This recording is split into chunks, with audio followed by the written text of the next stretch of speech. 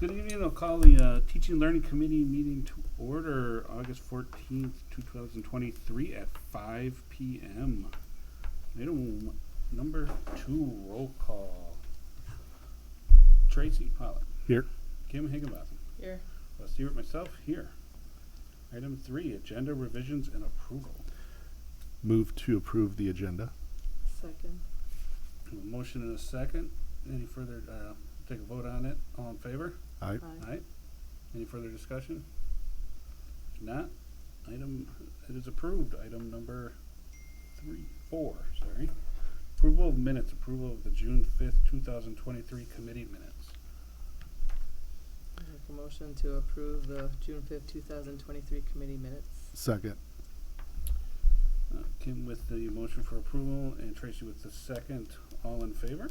Aye. Okay. Any discussion?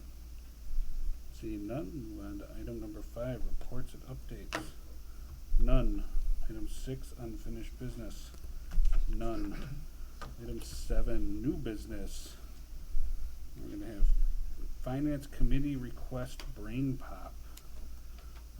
With us Jake to take us into that discussion. Sure. So BrainPop is a educational resource that's been previously used in the district. It's used at our elementary and middle school level. It's an educational resource that provides students access to content that's related to the standards that they're learning in their classrooms.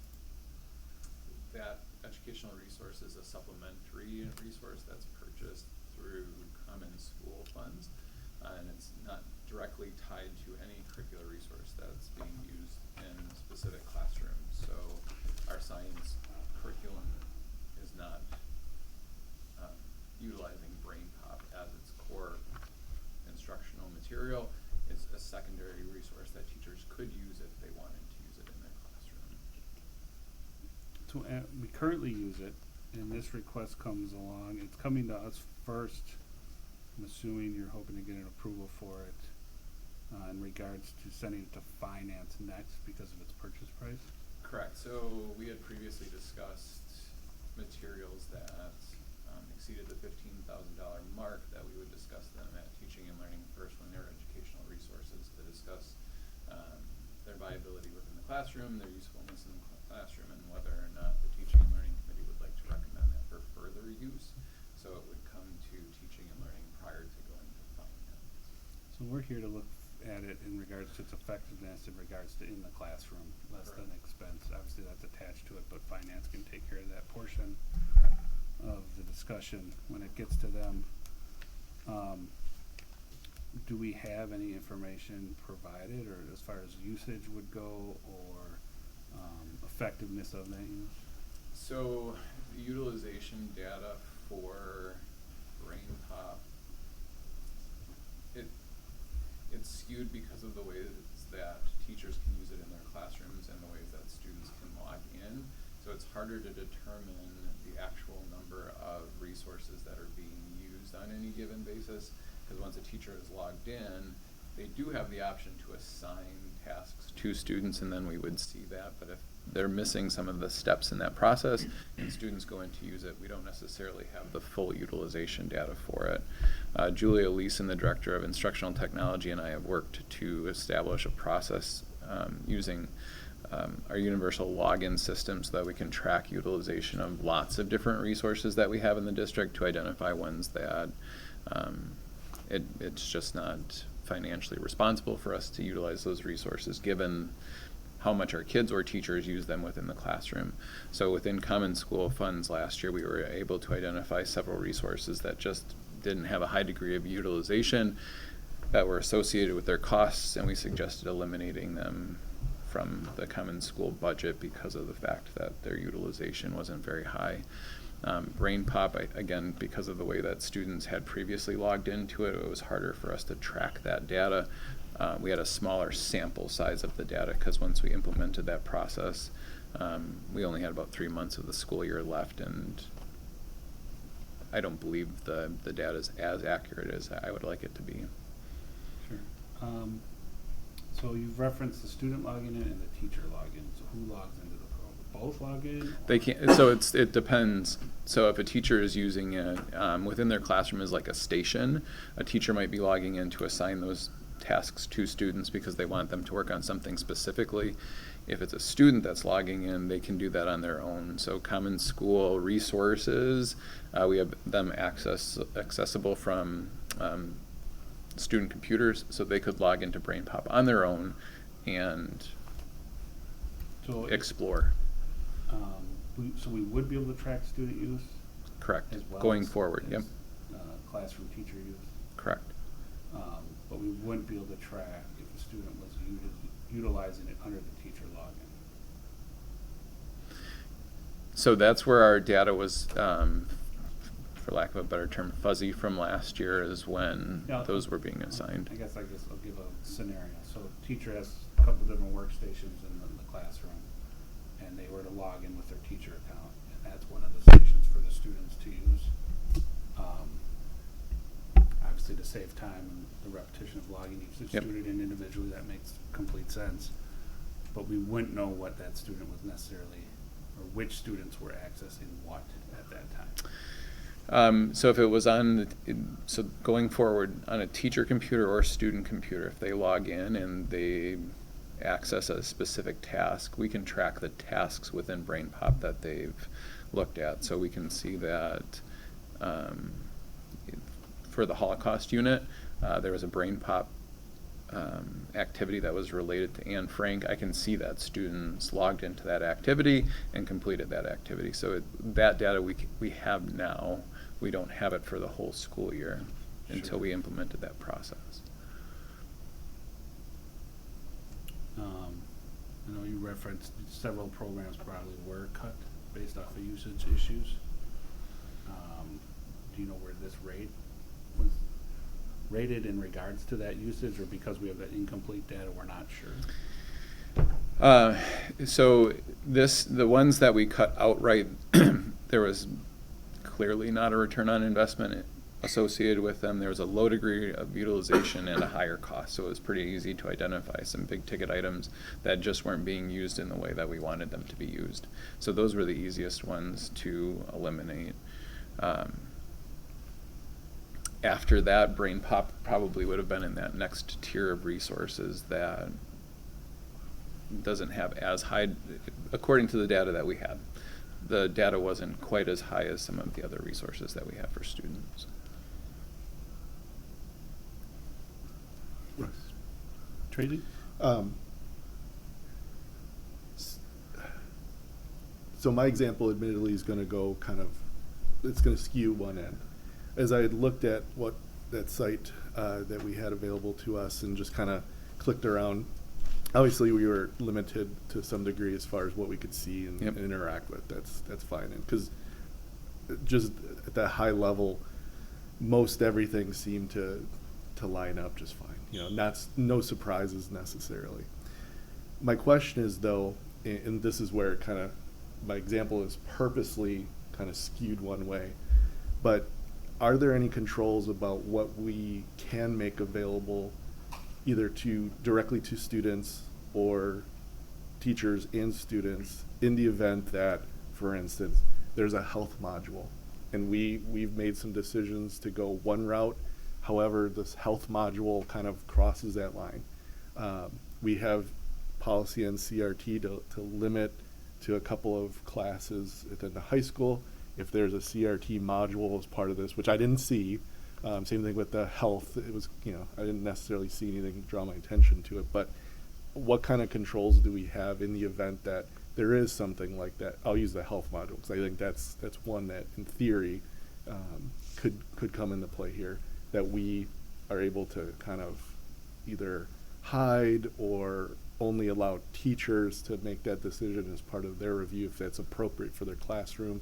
And are there those kinds of controls, or is it kind of you get everything and that's it?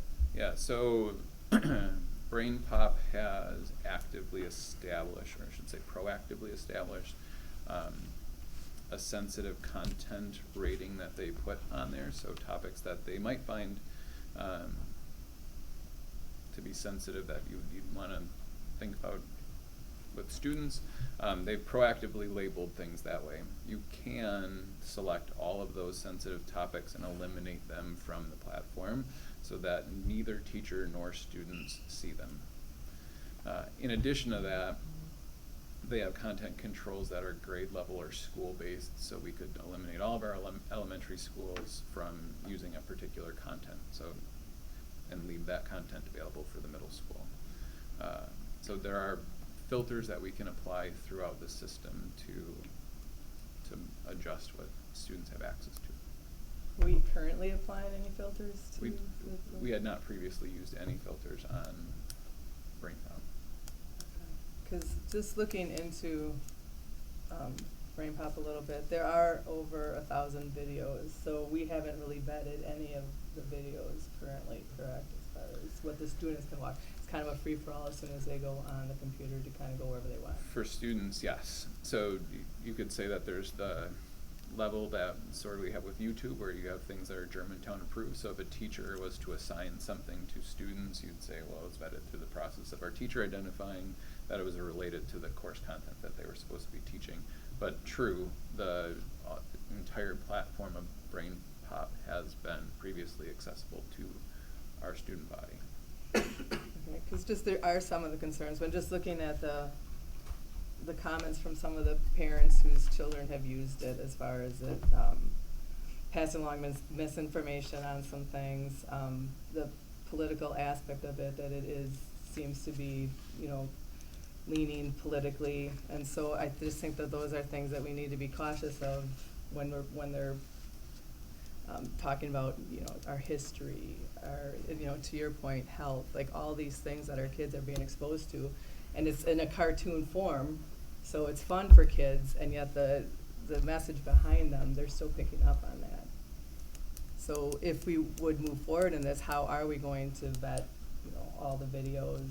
And because some of them, if it's just history, I know there were a few, I can share some of the videos that I watched that are on there, and they're pretty disturbing as far as the misinformation that was on those.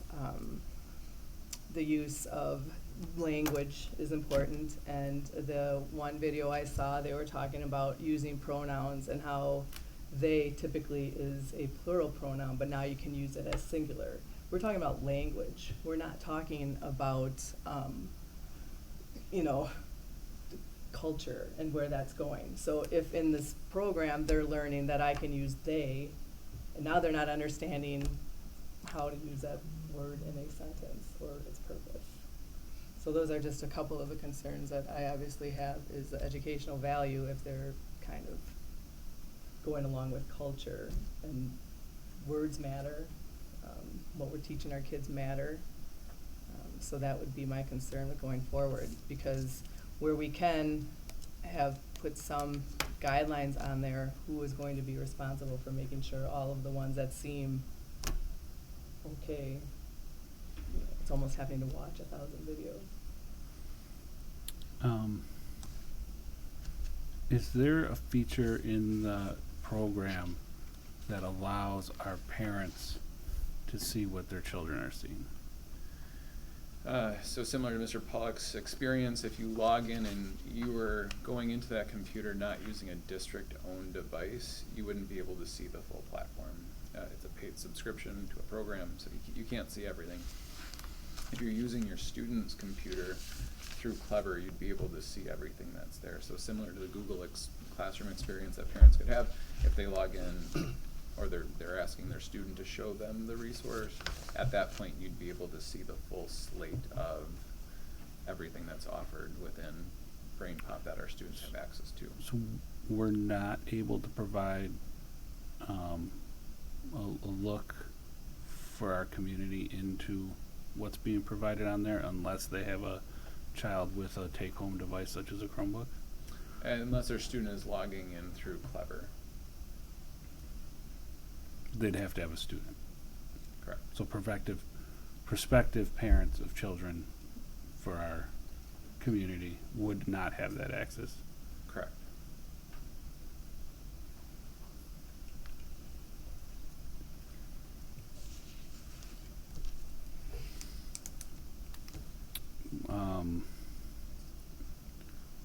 as far as the control that Tracy brought up and you stated we do have, what would be the plan to actually affect that? To narrow from the 1,000 videos that are already available. Yeah. There are some topics that the board has already prescribed, so there's guidance that's offered by specific policies that could be used to front-end filter. So the topics that Mr. Pollock referenced would be easy starting points to say these are places where we would look at what's being offered and making sure that it's aligned with the scope that we're offering within the grade levels that BrainPop has, or that students have access to. So at the K-5 level, what are the health standards and what's that content look like that's being offered, and then limit it from there. Another place to look could be the sensitive topics to see are the topics that are referenced within the sensitive topics that we could put the filter on. Are they aligned to standards that students are learning within the grade levels? So we take a look at grade level UVDs and then determine within those content areas, are there topics and things that are within the sensitive topics that we don't want students to be exposed to. So it sounds like we would need to figure all that out first, right? That seems to be a lot to manage at this point, especially if the content is as deep as what we're talking. I'm sure 1,000 videos is, I'm guessing that's an assumption about how many there are. It was on their website. Oh, that's what they claim as their count. Yeah. I didn't see a video count. No, it's I did see that. I wasn't able to access the videos directly.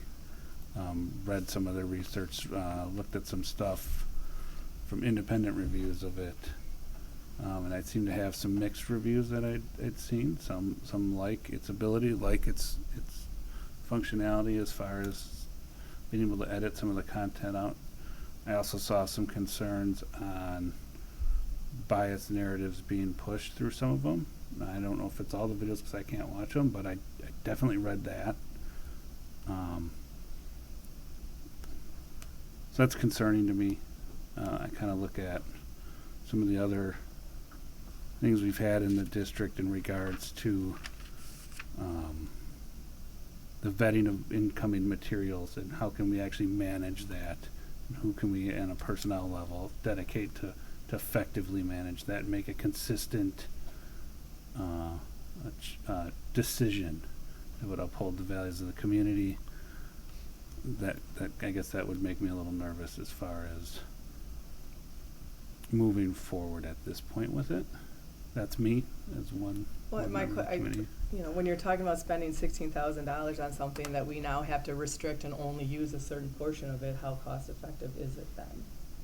And because if you're talking about trying to make sure that the videos that the kids are watching are what the content that we want, you'd almost have to not let them see any and just approve some that go along with the curriculum or whatever subject they are. Would probably be easier than trying to take 1,000 and weeding them out.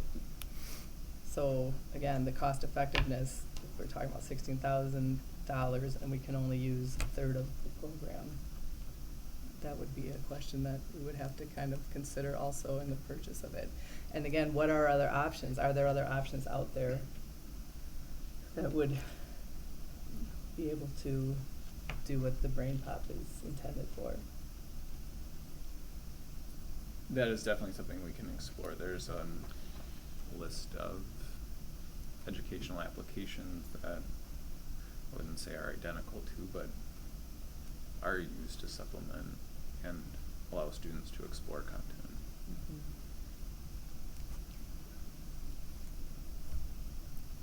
Tracy?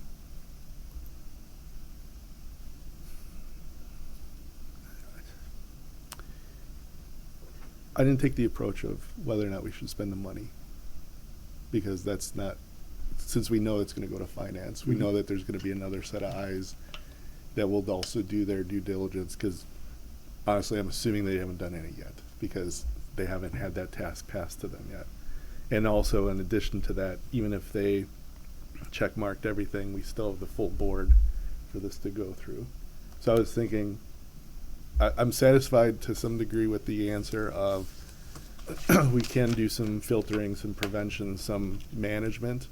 And I think over the last couple of years, at least from my perspective, unfortunately that's just kind of part of the deal. You know, we might spend $100,000 on a reading curriculum, but we're not going to use it all, whether or not there's any controversial topics or anything like that. So I would still lean towards moving this forward, knowing that there's another committee that will do their due diligence, review it from an understanding. They'll come up with their own questions, I'm sure, and they'll take that money perspective. Is it worth the district to spend the money on that? It's imperfect is the way I see it. However, if focus down to some real specific topics that I struggled with in my youth, and if there was a cartoon that explained what a mitochondria was, I might have been a doctor rather than working in finance. So it's one of those, I'm a bit torn because yes, I think I probably read a couple of the same articles and research that you guys done, and trying to find some balance there. I'd be leaning towards moving this forward to finance, knowing that we're not the final say on this, and that further research such as takeaways of, is there something else? Jake might take away and go, okay, now that they've asked those questions and they've brought those concerns forward, to what extent can we manage this? Because he may come back between now and the finance meeting and go, you know what, we can block at the top level, but we can't do anything below. So we can say, you know, this health module, we don't want it, but if there is some other topic out there, history, just generally history, the 50 videos that are in there, it is what it is. It's either an all or none process. Well, Yeah, you're saying if we like 45 of them, but we don't like 5, but we have to accept all 50. yes, you know, that might change the math on everything. I feel like because we're the teaching and learning committee, that it's our responsibility to vet it before it goes to finance, to say, we think that this is, I mean, it's our responsibility to say, do we think this is healthy and good for our kids? Is it a good tool to learn? Is it reliable? Is it truthful? Is it biased?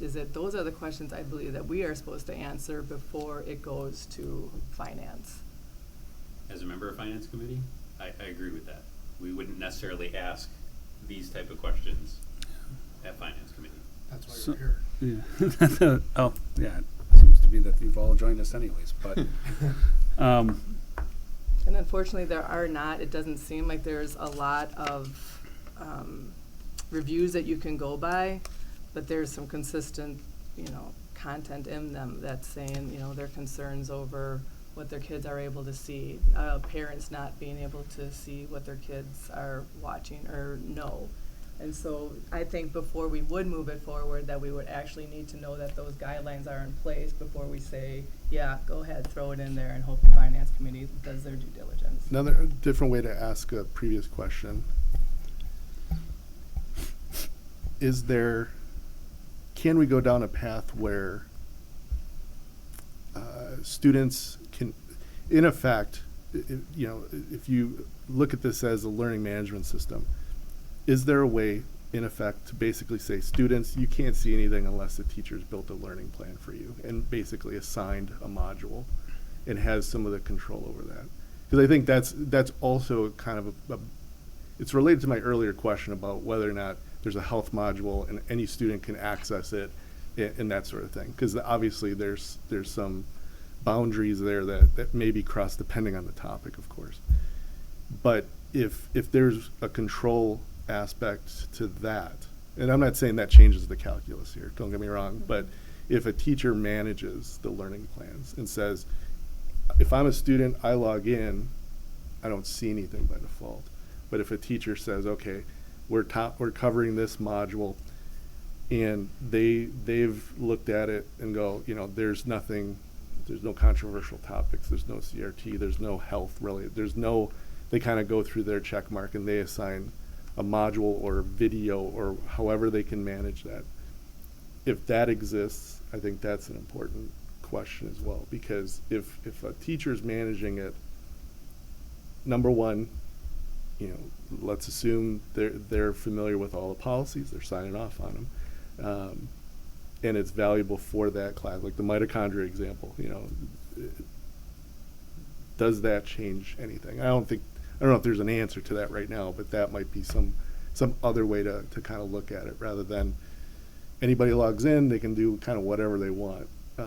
Because to me, if I'm in a classroom and a teacher's talking about it and they're being active participants while in the classroom, it'd be nice to limit those other distractions too, because it's cartoons or because it's something might catch their eye and they click on something else. Let's face it, a teacher with 23 students in the classroom, they don't necessarily know every single thing that every single student's doing at a time. And rather than going willy-nilly all over the place on this site, they're working. The teacher knows, I assign this, that's what they can focus on, that's what they can work on, and something like that. I think that helps the argument for, if there is an argument for, but. Well, the only other caveat that I want to just kind of throw out there is that as a school district and as a school board, and we're saying we, are going forward with Brain Pop, and a parent at home says, well, the school's using it, it must be good. So they go ahead, get the app, and be like, it must be safe because it's used at the district. So that just is, I think, another layer of responsibility that you have to think about. Well, but that's to my point. If there's a control level and a parent can access everything, obviously they're not getting the correct information. Because if a district, let's just say for the sake of argument, there is that control at the teacher level. So the teacher decides through their vetting related to a particular topic in the classroom that they can assign a totally appropriate video.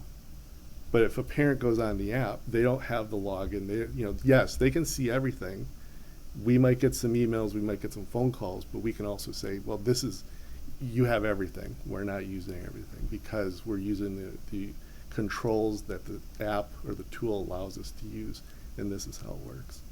And if you want to see the material, I don't like this part necessarily, but if you want to see the material, ask your student to log in, and you'll see the one video that was assigned as part of this. Well, what I'm saying is that, so you have, parents at home that their kid's 3-4 years old, right? However, 4 or 5, however young you can use this. And it's fun cartoon, so a parent says, well, the school is using this, I'll get my child familiar with this before they go to school. And there aren't any, they don't have any warnings as far as what their kids are watching and how many kids parents hand their kids the iPad to just go and play with, and they're not monitoring that because the school district is using it. It must be safe, and so that is more so than what the actual students hear. You could make that argument about YouTube though. We have internal restrictions, but you could go on as a parent of a 2-year-old and see everything on YouTube, and we know that 99% of YouTube is garbage. Sure, but this is being put in as a educational tool. And YouTube isn't. I mean, nobody's going to say that YouTube is a education. I know that's an easy point to make. When I look at a lot of this, and I guarantee you my least favorite comment I get is, well, they can see anything on the internet. And my response would be, do your job as a parent, right, and make sure they're not seeing everything on the internet. To the best of all of our abilities that we try to do that. We know that's not always possible, but as a school district, we have a tighter restraint on that. So I don't like to play into that side of what is available in the entire world, and just because it is doesn't mean that then we should lax our controls as to what's available within inside our walls. Kind of to the point of why we have such a strict cell phone use policy in our district, to prevent some of that stuff. I'll look at it. I kind of listening to a bunch of the comments. I'll go back to the finance comment.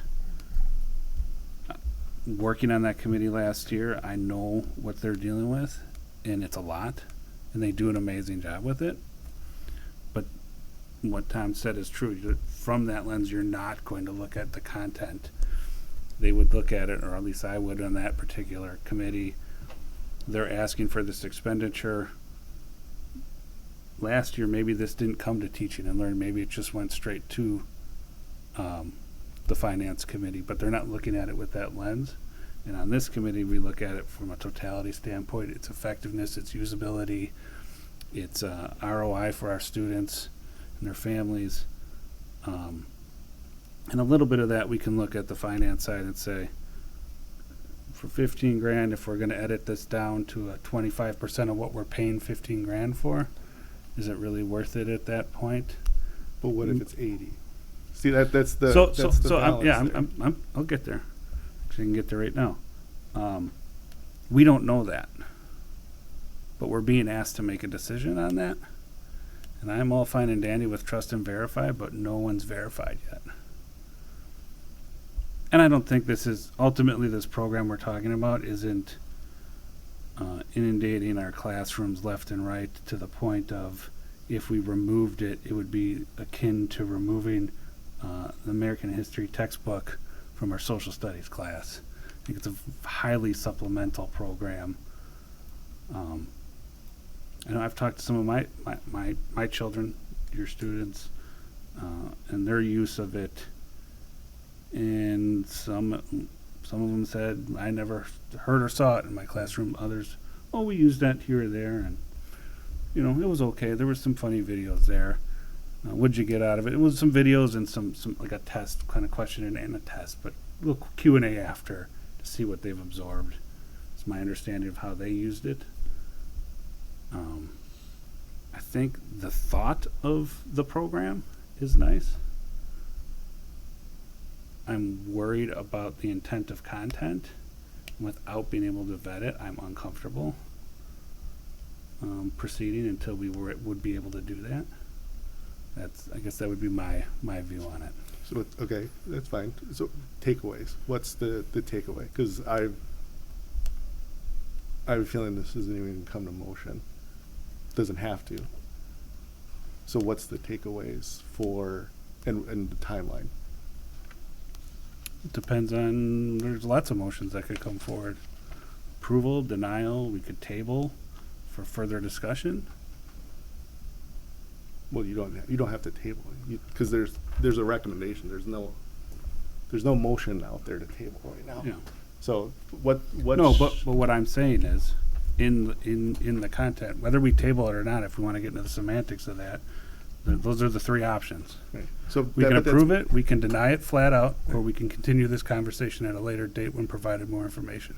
So that's my question. What is the questions that are the takeaway? 'Cause I feel like that's where we are now. Is Sure. we don't need to move forward with. I'm not going to make a motion at all. But what are the takeaways?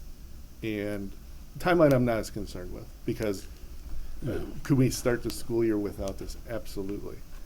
This doesn't even need to move forward as far as the grand scheme of things for the school Mhm. year. So that's all fine and dandy.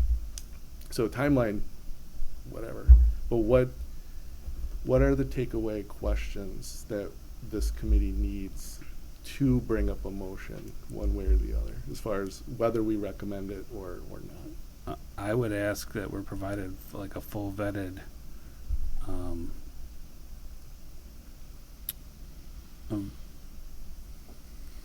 I don't want to say that. I would ask, or I'd be looking for some sort of vetting process for the content that's within it. Because So the plan. yeah, I mean, well, that's not even necessarily the plan. I just need to know the content. So far, I've read independent articles that say there is a bias lean to some of the presentations, and it says it's not everything in it, but it's some things in it, and that's, I think, the world we live in. But I can't even view the content to verify that for myself, or to have somebody say, "I've watched this and I verified."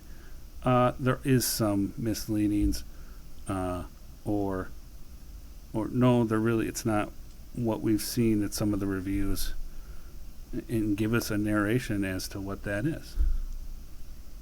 Is there a way that we can have access, or just to be able to even see some of the videos and do a sampling of them? Because again, the couple that I watched are fairly, I mean, well, the one was completely inaccurate. That was So ridiculous. that we can provide, so we can provide the full access for you so that you can explore the entire platform. And then on top of that, what it would look like if we applied content That would filters. help. I think that would help. Do we know how often is the program updated? I don't think we know how frequently it's up. Like new material being added Yeah. to it. I think programs like BrainPop, it's probably one of their.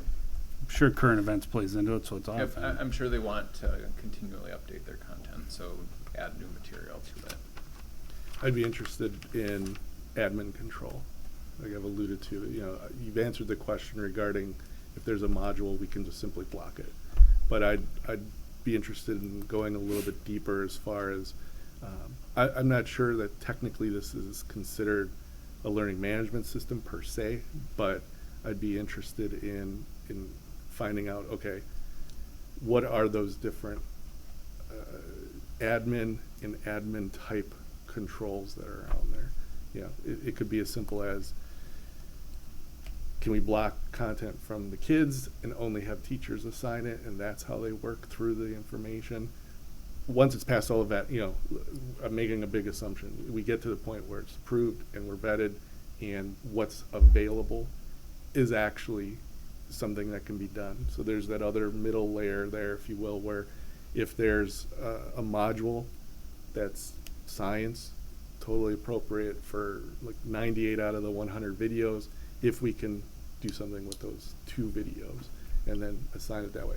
I mean, there's a couple different ways there to kind of go about it, because obviously if there's 2 videos that we say, admin says no, but the teacher has the control over assigning that. But if we gave everybody, those 2 would be out there, you know, those type of things, however it's managed. Those are the kind of questions, because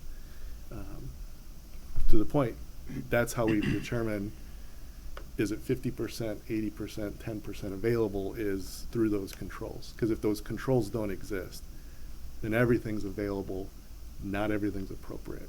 And so that's where you find the balance. Because I think if there's controls there, and we can either block, withhold, manage it at a certain level, that's not completely painstaking.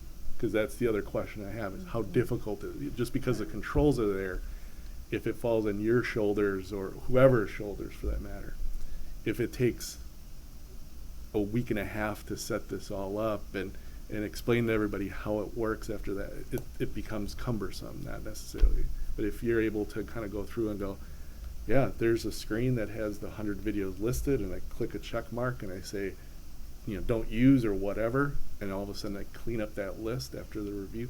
The review is going to be the pain, but if it's easy management, well, that might make it more valuable if we have those kinds of controls. But that's my interest level. There's always, to your point, it's the world we live in. There's always going to be something that's questionable one way or the other. It's if you can manage it is the key piece in it.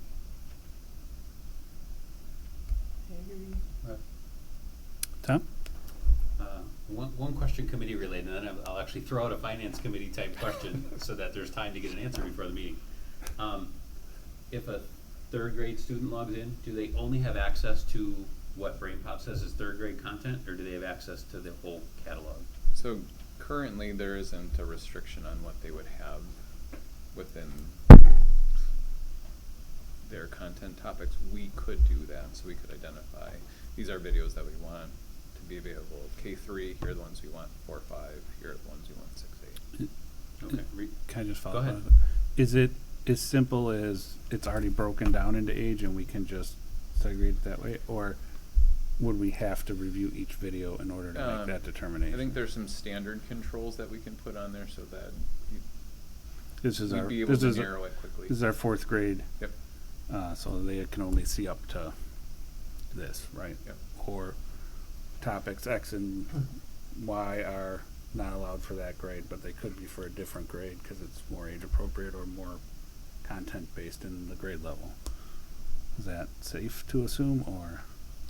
I think there's 2 deviations, and it's like K3 and it's 4-8 that it's split. But to the controls that we have, we can assign it 2 grade levels. Okay. Thank you for that question, because Sure. that was, That's helpful, because the review that I'm looking at here said my third grader was seeing items in health and science under menstrual cycles and things like that, and at third grade, that may not be something we want them to see. All right, a finance type question. I noticed the quote is from June, and they expected a PO signed back by June 30th to get the 60-minute webinar training thing free. At this point, it looks like it may not get approval until into September. Are we still good? Yeah, we had previously reached out when we slowed down the process of bringing this in, so that's still the accurate price, as well as if we wanted to access the optional training. Okay, thank you. Kim, anything? No, I just, like I said, I think it's our responsibility to make sure before we would even think about putting this into the district or keeping it in the district, to make sure that we can keep it safe for all the grades.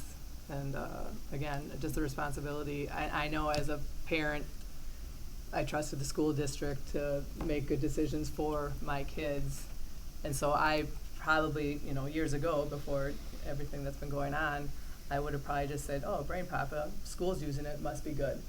And so just knowing that responsibility I think it's just a little more serious than just saying, should we just use this and put our controls on it without even really kind of letting people know that some of the stuff that is in this content is rather disturbing. And that's just my viewpoint. So, and to your point, how cumbersome do we make this for everybody involved? What's our trade-off as far as, is that cost effective, is it time effective, or just finding something else? And you're probably the one that answer that more than any of us. Yeah. Are there a lot of options in this area of education? In the way that It's a really broad question, so I apologize, but. Probably not. Brain Pop is one of the more widely utilized resources, so as it's more widely utilized, there's more funding behind the program, so the platform is probably a little bit better than a lot of the alternatives that are out there, but there are other alternatives to use as a supplemental resource to explain content. I mean, when you look at the core of what the program is, it's an alternative explanation for concepts that students might want to explore. There's a formative element that's built into it, as you reference, where it kind of measures student learning at the end of it to see, was there any comprehension that took place, or were you just engrossed with the video and didn't really take in any content? Okay. Does anybody else have? Tracy? Anything? Okay. Well, I would take a motion if somebody has one, or it could be left as is, and we could revisit it when we're able, when we have a better picture of what it looks like moving forward. That would be Say we definitely revisit. Mike? I just wanted to mention, somebody sent me a link, and I viewed the video that was in that link, and it was straight CRT, so I was kind of disappointed in that. I would hope that our teachers would not use that link in the classroom, because we've already got it in policy that we're not doing CRT.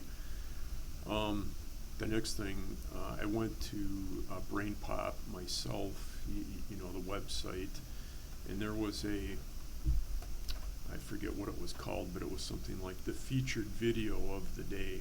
It was today, and the title of it was proper use of pronouns. And I thought, this ought to be interesting. So I watched the video, and it didn't really cover he, him, she, her, but it seemed to be a very subtle example of DEI, where there was a short girl that was made taller on the basketball court by the robot who grew longer legs and allowed the short girl to stuff the basketball through the hoop. So it was and the cadence, the way they spoke was very odd, very, very weird. So of the videos I've seen so far, I wasn't very impressed. I'm not saying that the whole program is useless and we shouldn't approve it. I'm kind of guessing this is like when I was in grade school, we had a newsprint version that kind of came as a thin magazine that was current affairs or something like that. And since I was in grade school, I don't know, about 50 years ago, it was a lot of it was on the Apollo missions, and there was probably some things in there on the Vietnam War that was kind of political. If I had any of them, I'm guessing I could pick out some propaganda in there. But that's really the only two subjects I remember, from the printed magazine that we used to get weekly. So I'm thinking this is the modern version of that. It's kind of a current affairs thing and that sort of thing. So I'm happy that I'm hearing we can block things, but when you can block things, you can also miss things. But the CRT video didn't do anything for me. I wasn't too happy with it. In fact, the content was disturbing enough I couldn't finish it. It was just it was just irritating me. So I cut it off pretty early. And then the featured video of the day was kind of odd also. I'm hoping that the other ones are better. I'm hoping there's a lot better content than what I've seen so far. That's just my brief observation of it. Yeah. Thank you for bringing that. Can I ask a question on what Mike saw? With the, as you called it, the CRT video, was it labeled a CRT video? No, I So if you were to apply their screens, something like that may not have been picked up as a CRT video, if that's Yeah. something we're actively screening out. Right. Yeah, I'd have to look at it again to see what the title of it was. Have you played around with the editing features, I guess? Per a conversation that I had with a board member earlier today, we hadn't looked to see if there was a content editing feature for BrainPop. BrainPop was an existing resource that the district had used for several years, and it wasn't until that idea was proposed that we dug into the backside of BrainPop to see what features were available to the district. Mhm. But that is something that we could explore to see if the video that Mr. Yeah. Wolf had referenced would then be eliminated by a content filter similar to CRT. I think I mean, in general, I look at this as trying to relate to it in my school days. What it would be similar to, probably like a Scholastic News. Time for Kids, Scholastic News, Yes. National Yeah, that's Geographic what I was just Explorer, gonna all say. the print things we got Yeah. monthly. This has been around probably, I used this when I taught, so that's 20 years, or 12 years ago. And early on in my career, it came about, and they've built their library over time, but so it's probably 20 years old at this point. I just looked at the video. It was labeled Black Lives Matter something. It doesn't all appear, but yeah, it's BLM something or other. If I BrainPop in their sensitive topics section, Was it on the homepage? Where did you see? Well, somebody sent me a link. Oh, Okay. I could send you the link if you Yeah, want. send me the link. So that's one of the topics that Brain Pop has identified as a sensitive topic. So I can give you some examples of things that on the front end, Brain Pop has identified as a sensitive topic, and then thus you could eliminate all of it just using that filter. Addiction, Adolf Hitler, Black Lives Matter protests, cancer, death, depression, divorce, illegal drugs, Jim Crow, pregnancy, fetal development, puberty, September 11th, sex discrimination, slavery, smoking, steroids, and Trail of Tears. Got really specific at the end there. It did. Those were the examples. So when we started Yeah. exploring the content filter, Yeah, I think so. We have there's controversial topics in our schools, right? That's not always a bad thing as long as it's discussed in totality. And every side might hear a little something they don't want to necessarily hear. But it's important that whatever sources we're using and utilizing provide the totality of the conversation that needs to happen around that topic. Which we also have policy that governs controversial topics, so it's only appropriate for board-approved standards that align to Sure. those courses where I'm not teaching a FIAD But course. yeah, talking. where I'm going with this is then that's before we would approve something like this to ensure that the totality of this material does, when discussing any topic, provide that robust conversation versus a slanted conversation. So I think we all kind of understand where we're at with this. If we don't have a motion, I think we'll move forward with the agenda for now, and we can continue this at a different, unless somebody does have a motion for. Well, and I just wanted just to the point of like the propaganda type stuff, and this is why when you think of certain topics as being benign, right? So history, social studies, all those kind of things just be benign. One of their questions on one of their contents, you oppose a bill that would increase federal loans to students because you think they should secure private loans from bank. Your position could be called a reactionary, left-leaning, right-leaning, or socialist. Guess what the answer is? Right-leaning.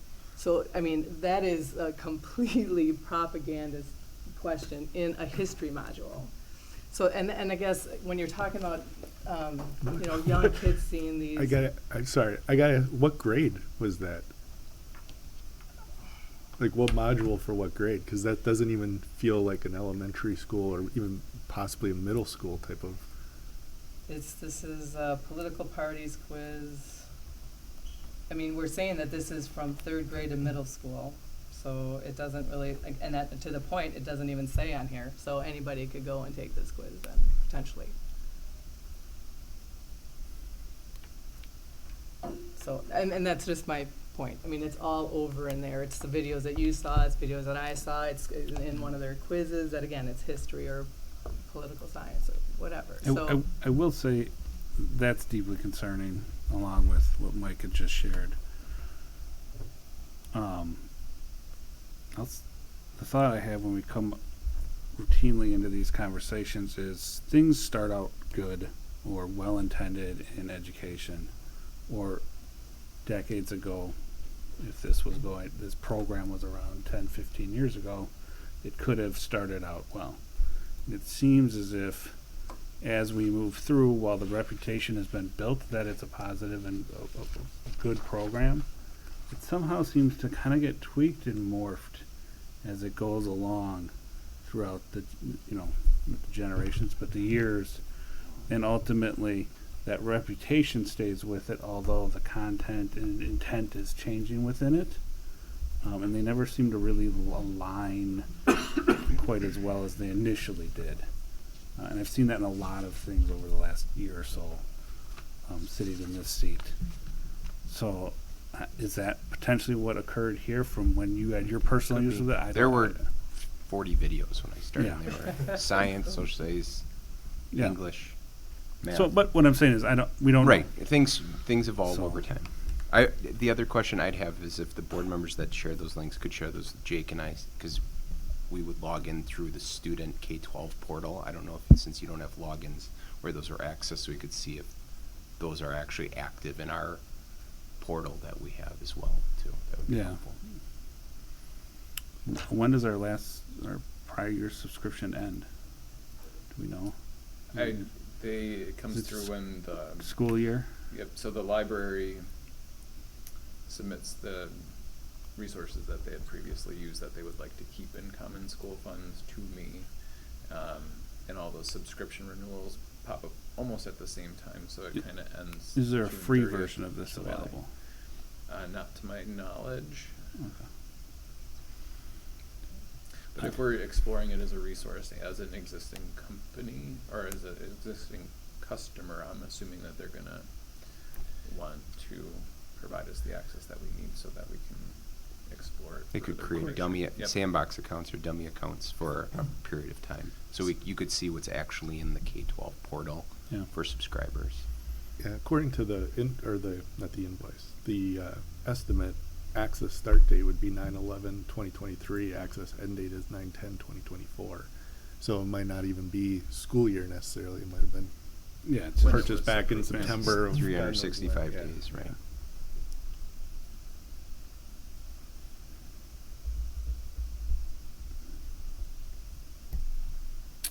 Just from what was brought at this meeting,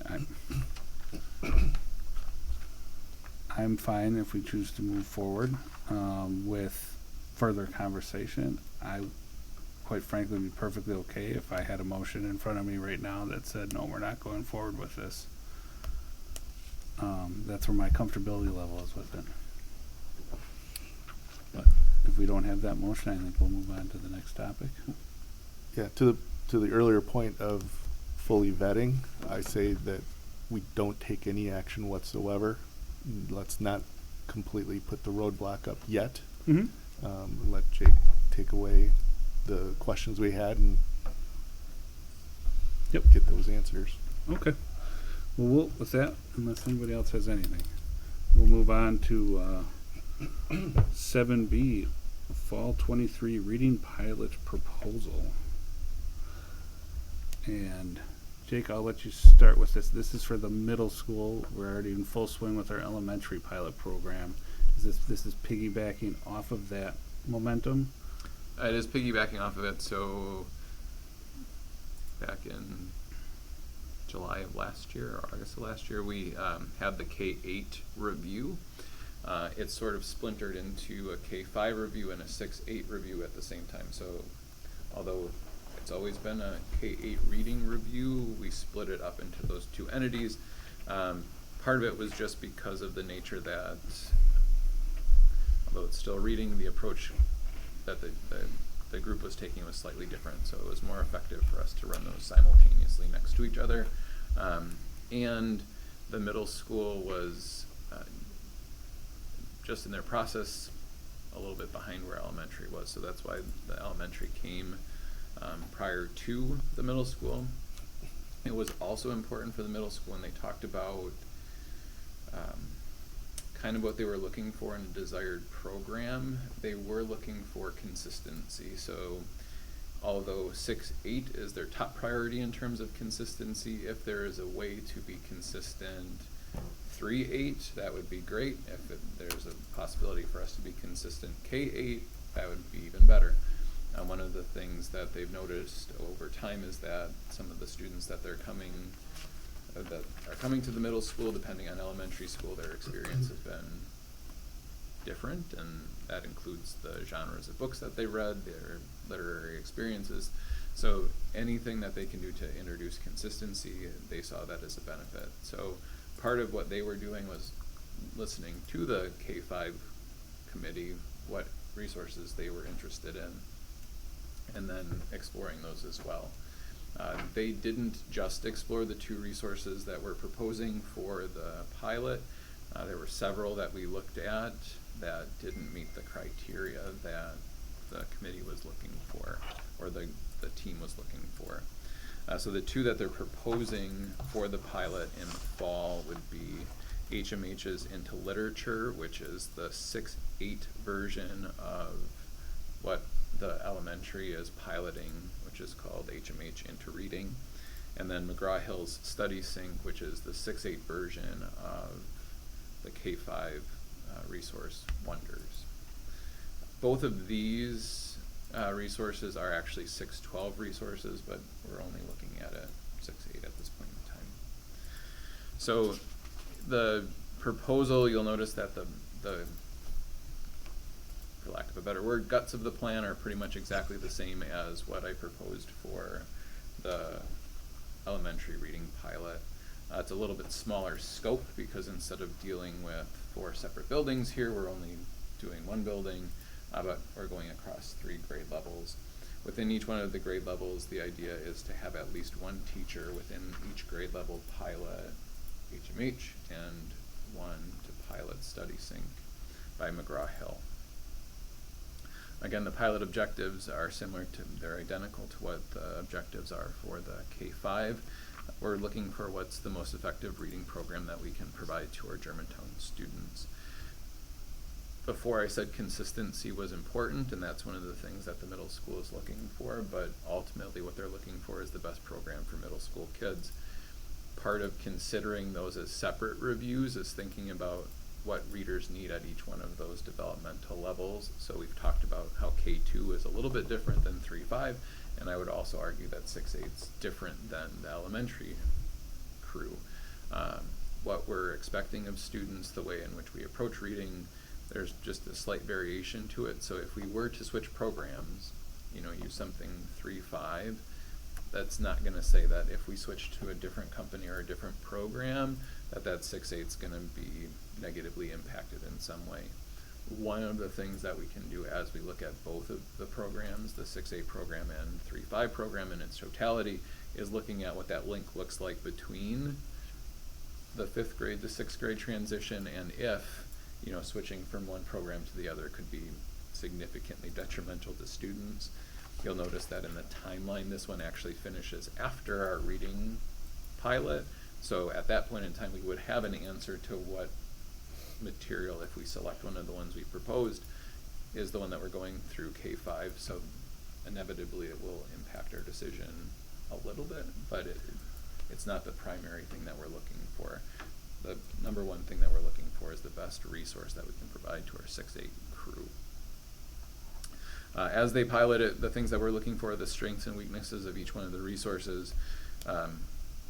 One of the things that I've heard during my time here in Germantown is during pilots and with the implementation of resources, sometimes they've been given those resources without the front-end training that they need to make sure that it's A, a successful pilot, or B, that once they have the resource, they feel prepared to use the resource. So part of the pilot process is determining A, what front-end support do we provide to teachers. Just like the reading review at the K-5 level, teachers are provided support from both companies prior to piloting it. So there's like the launch of the curriculum that they provide, and then both companies also offer ongoing support. So that would be available to our teachers during the pilot process. We would evaluate that and determine, is there additional training that we would need to make sure that this is successful? If there is, then we reach back to the company and say, how would you fill the training voids that were created, or some of the things that our teachers struggled with? What would be your recommendations to make sure that this would be a successful launch once we use this in every single classroom? So part of the pilot process is determining that professional development that might be needed. And then during the pilot process, we're collecting feedback similar to the K-5 proposal from parents, from students, from teachers. I can stop at any point if there are questions. Just looking at the outline provided, it flows similar to what we were for the prior pilot we discussed. It's identical. The only thing that's different is the timeline shifted slightly. Part of that's because of we're talking about it now versus when we were talking about it in June. One of the aspects of middle school and these resources, we talked about how important it was at the K-5 level to kind of kick it off in September right away. Middle school is a little bit different, that you can almost, in most of the units in both of these resources, they're kind of interchangeable, where it's not, you have to make sure that you do unit 2 to make sure that unit 3 is successful.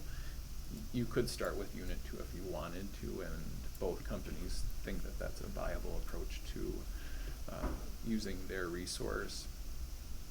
They also have piloted in school districts that have kind of done spring pilots. So they said, you know, at times we've jumped over the first 3 units of the year and they're just using the last 3 with their students.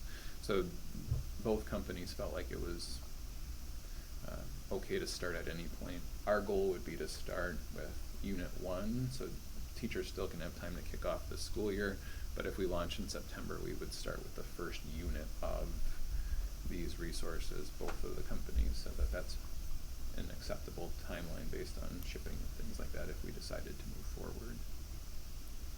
forward. We discussed with that prior pilot, part of it, the piloting process and review process would be in regards to editing out, or it's our ability to edit out in a consistent manner without deteriorating the educational process.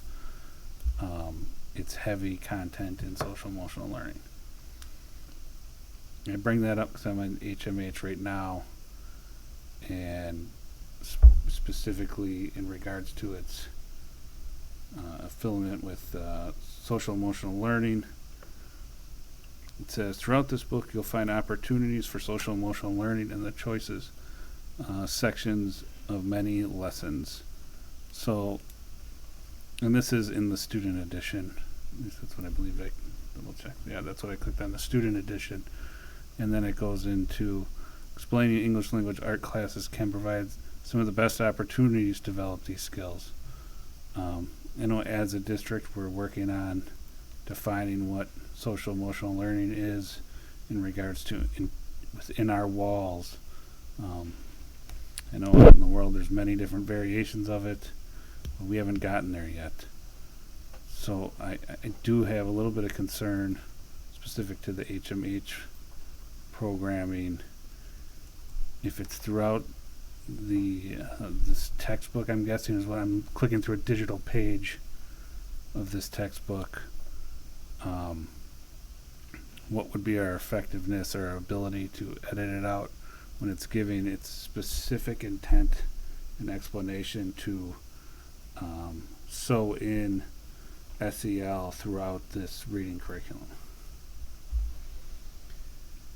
So one of the statements that you read was the effectiveness of embedding SEL into literacy curriculums or resources. I think that's where when we talk about defining SEL for the district, I've mentioned this in conversations with board members that sometimes this is like a Venn diagram where there's the literacy standards and things that we expect of students that exist within literacy. There are things that we likely did as students prior to SEL being a common term that was used in school. So determining perspective. So, you know, an event happens within a story, there are 2 characters, those 2 characters have wildly different accounts of what took place, and we ask, you know, what led to those different perspectives. That has probably lived in the camp of literacy instruction since when I was in school. And you could also claim that that's part of SEL instruction. So there are some elements of the Wisconsin state standards related to literacy that you could also put in that other camp of this could be instruction in social and emotional learning. So I think that's the part where when we look at what pieces of this are aligned to the Wisconsin state standards, that's also what the review team looked at in terms of selecting a resource. They want a resource that's aligned to Wisconsin state standards, and does this resource effectively get at those standards without them having to find additional resources someplace else? I think the same question that you had related to the K-5 resource is the same one that we would approach with the 6-8, and it's determining the percentage of time that teachers feel like we're actually working on core literary skills, the ones that are tied to the standards, versus we're working on something that's supplementary.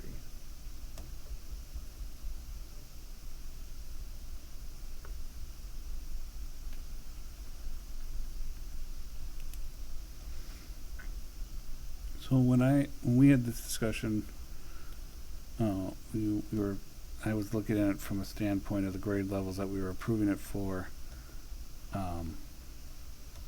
We're in a learn to read mode or mindset. Now we're transitioning to a read to learn mindset. So the implications of what some of this is woven in matters even more, because now we're discussing what we're having them learn while they read, versus we could just teach them how to read using a supplementary material that doesn't touch in the SEL realm. That my concerns are upgraded in this end of it. Specifically for these grades, we haven't approved social emotional learning for the middle school.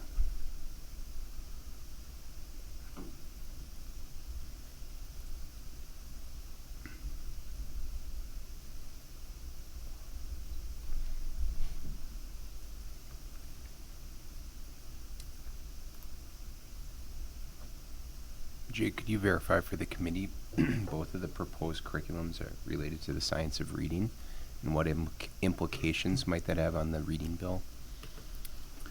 Sure. So that would be another thing that we'd want to evaluate while we take a look at them, because at face value, both companies explain how they're related to the science of reading and how that's a part of their approach. So, and again, face value as we're looking at the curriculum and as the team explored the portion of the curriculum that we were able to access, again, online, it very much appears like it's aligned to the science of reading and the core pillars of the science of reading. That was also an important piece that the team explored in terms of whether or not they wanted to move forward with recommending a particular resource. So there was, I won't use the resource's name, but that was one of the things where there was 50% of it was provided to the teacher, and then there was this additional 50% that was allowed to the teacher essentially to explore, like, what are the ways that you could use this concept in an infinite number of texts to teach a reading standard. So that resource was eliminated face value because of the concerns that our teachers had in terms of consistency and its adherence to the standard. It was nice that they provided teachers the opportunity to think about how they might use that in the classroom and then explore it, but it didn't seem structured in its intent enough. Both of these have things like word study in it. Both of them have, for readers who are struggling, decoding strategies. So if a student has made it that far and still struggles with some of the core foundational skills, there are ways within this resource to support those. The second implication of the reading bill is the state will come forward and say, here are the ones that we recommend that are aligned to the science of reading. If you go with one of these, then one of the biggest benefits of the bill is the state is proposing that they will pay for half of one of those curriculum or resources that are aligned to the science of reading that they've deemed is a successful resource to use in our lower elementary grades. Both of these resources are then built off of ones that we've proposed. In my opinion, I don't know what the state will do. Again, this is my guess. The 3 resources that we've proposed, I believe, are all going to be on that list that the state has. I would be surprised if one of them wasn't. So at the K-5 level, the resources that we selected were aligned to the science of reading. I believe the state will go in that direction. These resources are then extensions of it. So the core reading philosophy that they're built in is aligned to the resources that we have previously. But they haven't provided us with that list yet. The state has not. I'm almost positive the date is early November is when they will qualify that list. So by the time that we're coming to Decisions. decisions, we'll already have that list. So some of the resources that if, I'm really hoping we're not in this position, but all three of the ones that we've selected at the elementary level, they say are not aligned to the science of reading. That could throw a significant wrench into. Well, I think the ones we picked for that are specific. That was one of the reasons why we picked them, right? Right. And again, so this is the company and our assessment of it. There is still another group that's going to come through and say, here are the ones that we are saying are effective curriculums. Do we know who's responsible for that? There's a committee that's being created, and A committee, you say? I apologize, but it was off the top of my head Yeah. from what I read a little while ago. I believe there's it's a committee of 9. We should fact check this. A committee of 9, 3 of which are selected by the assembly, 3 by the state senate, and then 3 by is it superintendent's office or DPI? Superintendent's office. So it's a committee of 9. Again, I can fact check that for you and then can add it into the. Be an interesting notes. list. But again, there's going to be an independent group that's going to define what those curriculums are. One of the things that we can say about the K-5 curriculums that we selected, they were validated by an outside resource that said that they were tightly aligned to state standards. Our state standards, especially at all levels, but at the K2 level, are heavily influenced by foundational skills. Foundational skills are going to be things that you're going to see in the science of reading. So when you look at that number of resources that are available that are highly aligned to the standards, that list was already a short list. So there's a bunch of resources that are out there that I would say we didn't recommend, we didn't even look at because they weren't aligned to standards, and I can't imagine a scenario where those are going to end up on that list. So it's already a short list of curriculums that I think, just based on the fact of their alignment to standards, if you're not aligned to those foundational skills, you're not making it on that state list. Oh, yeah, I mean, that makes reasonable sense. So they're recommending, and we were already traveling in this direction, a science of reading. Phonics based really is what we're talking about, right?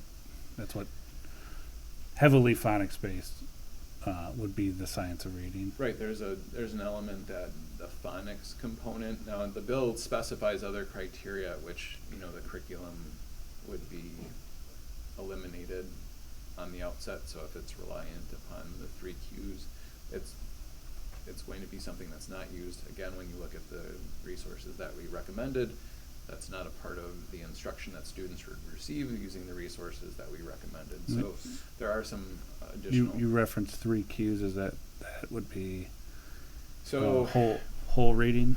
If we're going to use the science of reading, and then there's whole reading, right? These are the 2 camps we're discussing. Right. So there's strategies that would be employed in more of the balanced whole language type approach where students are looking for other cues within the text to try and figure out the word versus looking at the word for letter sounds and blends to sound out the word.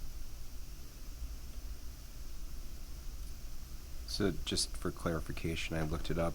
Under the new bill, membership of the Council of 9 will be 3 appointees from the State Superintendent's Office, 3 members appointed by the Assembly Speaker, and 3 members appointed by the Senate Majority Leader. Steel trap. That's why we got you. And the aspects of science-based early reading instruction are, like you said, Mr. Ewart, phonological awareness, phonemic awareness, phonics, building background knowledge, oral language development, vocabulary building, instruction in writing, instruction in comprehension, and reading fluency. Yeah. To me, on those notes, one thing I guess we didn't discuss, but for anyone that's watching or listening, we were provided login and access for both of the potential pilots, right? Yes. So we were able to go in and see, and we were able to see anything from the teacher's book, or teacher's edition, student's edition, going through there, that's an unbelievably large amount of information, but we were given it ahead of time. We didn't just get this last week, and I appreciate that. May as or we- June. Yeah. Sent out the original. Yep. Yeah, I mean, we've had some time to sit with this. Much as our last discussion, there are things that are concerning to me in regards to its drift into the social emotional aspects versus some serious concentration on reading and literature and developmental aspects in that manner. It seems to drift out into how can we wrap this into a social emotional learning environment in totality beyond this is what we're reading or developing this X, Y, or Z skill. It's how can we develop that X, Y, or Z reading skill in coalition with A, B, and C SEL skill. And it's a reoccurring theme, and I've seen that through all of the stuff that's been provided, whether it's science of reading, phonics-based reading, or whole reading, sight, clue, textual clue reading. As another side note to what we had mentioned before with resources that would be approved by the state to be on that, from the council that says, you know, these are the resources that we believe are effective at supporting the science of reading and then reading instruction for our students. One of the things that this committee asked me to do was to go back and look at other resources beyond the ones that the initial group proposed. And one of the things that I remember when I looked at those resources is every one of them also had some other component where they were explaining how they were related to SEL, or their company's similar statement where it's, you know, this is embedded with it's a programming issue industry-wide.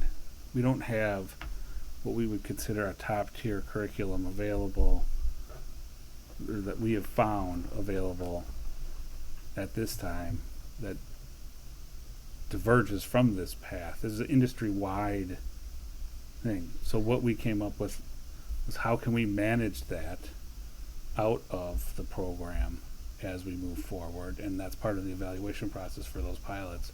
And I would assume that would be part for this pilot as well.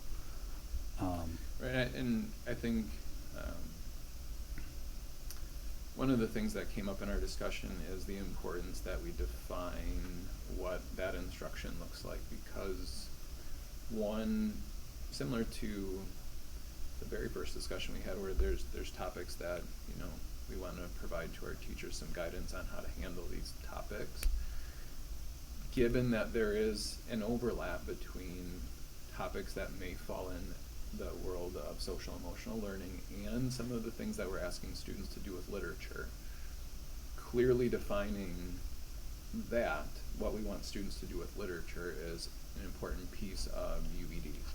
So when we look at any one of these particular units that students are digging into, and we look at the essential question that's associated with those units, and we look at the learning outcomes that are associated with those units, I think Mr. Pollock referenced this before, each and every one of the ones at the elementary level, this is each one of the companies does this a little bit differently.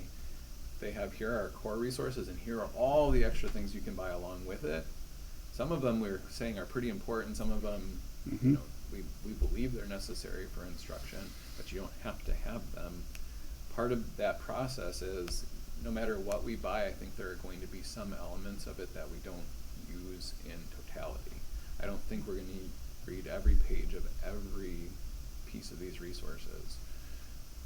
However, what we want to find is the one that matches our educational goals. So through UVD, we say, here are the important standards that we want students to learn. Here are the outcomes that are associated with those standards. Do these resources get there in an effective way and bring our readers along at a rate of growth that we would expect? And those are things that we're going to look at through the piloting process. As stated before, you know, it's part of almost every resource that we're looking at, that they're going to talk about how there are elements of social emotional learning that could be associated with or are there. We're talking about HMH right now, but the McGraw-Hill version of this has similar statements. and they define at the elementary level SEL slightly differently than how a lot of companies do. McGraw-Hill does.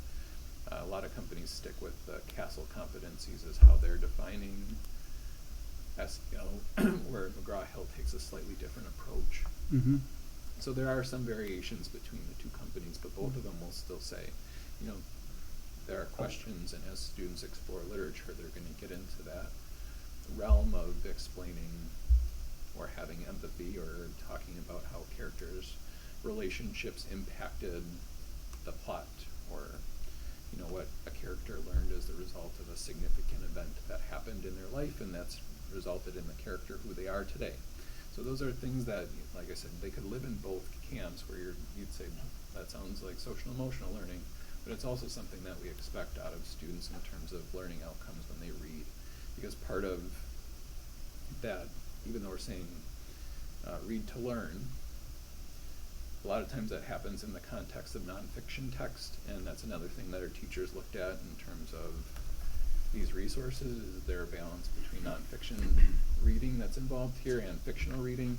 Even when they're doing the fictional reading, there is still some element of read to learn, whether it be that they're reading for you know, a task that we're asking them to do to like cite textual evidence to explain why, you know, the plot happened, or explain the major sources of conflict that exist within the story. You know, it's that piece of understanding that there are multiple elements that factor into the stories that they're reading.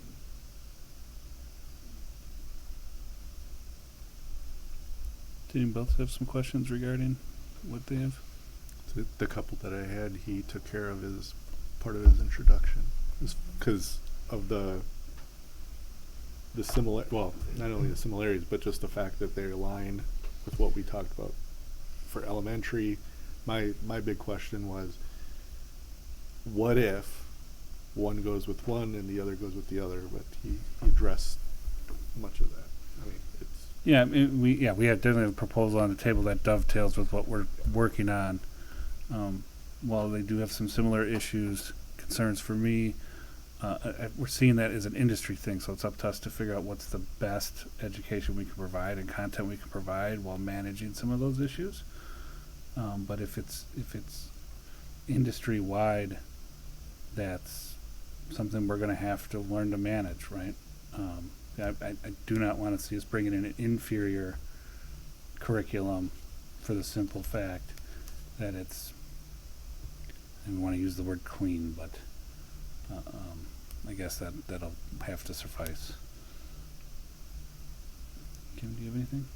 No, I do, like, we're trying to get continuity in our education, so I think it is important to try both, you know, the same curriculums for all the grades. I think that is an important aspect of it. And again, but I think one of the biggest things is we're going to have to start working on figuring out the SEL piece of it, so that we can put the guardrails that we want on there and make sure. But I do like the continuity of the two curriculums going forward. Just to, I didn't include this, but I think it's very important, because this is what was developed with the teachers. So in the review process, we've talked about kind of how this flows, where we look at priority standards, and then as we get into reviewing resources, part of it is that continuity with standards, but then it's what's the additional priorities that our teachers are bringing forward. So when we talked about the priorities that were aligned to the middle school resource, the things that they were looking for most in these, and they believe that they found them in both of these resources. It'd be lots of high interest novels for our students in their hands, a balance of nonfiction texts to teach structure and author's craft, as well as fictional texts. Common language, so this is getting to the spot of the way that the resource explains and builds students' literacy skills. So common language, they said, most importantly 6-8, so is there continuity between the grade levels in middle school, but then again in 3-8 and K-8. They wanted a mix of both online texts and actual texts. In their world, they have a strong preference for physical texts, but they realize that readers at the middle school level kind of transition and access resources online, and being able to read through an online resource was important. They wanted updated texts and novels, so making sure that some of the novels that were included with the curriculum or that the curriculum reference were recent novels. They wanted high quality read alouds that they can share with students, a range of levels and novels and texts so that they could match students' interests while still being at their reading levels, and interventions that could be used within the classrooms in small groups, so when students did lack some foundational skills, that there were interventions that were built into the resource to support those gaps. Both of the curriculums also, this wasn't mentioned here, but both of them do also offer, like, how do we extend the resource for readers who are above grade level, so both of them have kind of that element to them. So for students who struggle, here's how you could use the resource. For students who need additional challenge, here's how you can adapt it. So just going back to vetting, you know, when you have new books coming in, different novels being taken on and off the list, is there a way that we're going to be keeping up to date with that? So there are core books that are associated with both of these resources, but then from there you have those choice texts. That list is much shorter than the list that we're dealing with at the library level, where you've got an infinite number of texts. Mm-hmm. Both of the companies kind of have a catalog that you can choose from, so it's not an infinite number of books that you could choose. On our end, if we really wanted to, we could bring in alternate texts, and there's, for a lot of the skills that they're teaching, you could use multiple books. But they both have a range of books that are available through their catalogs.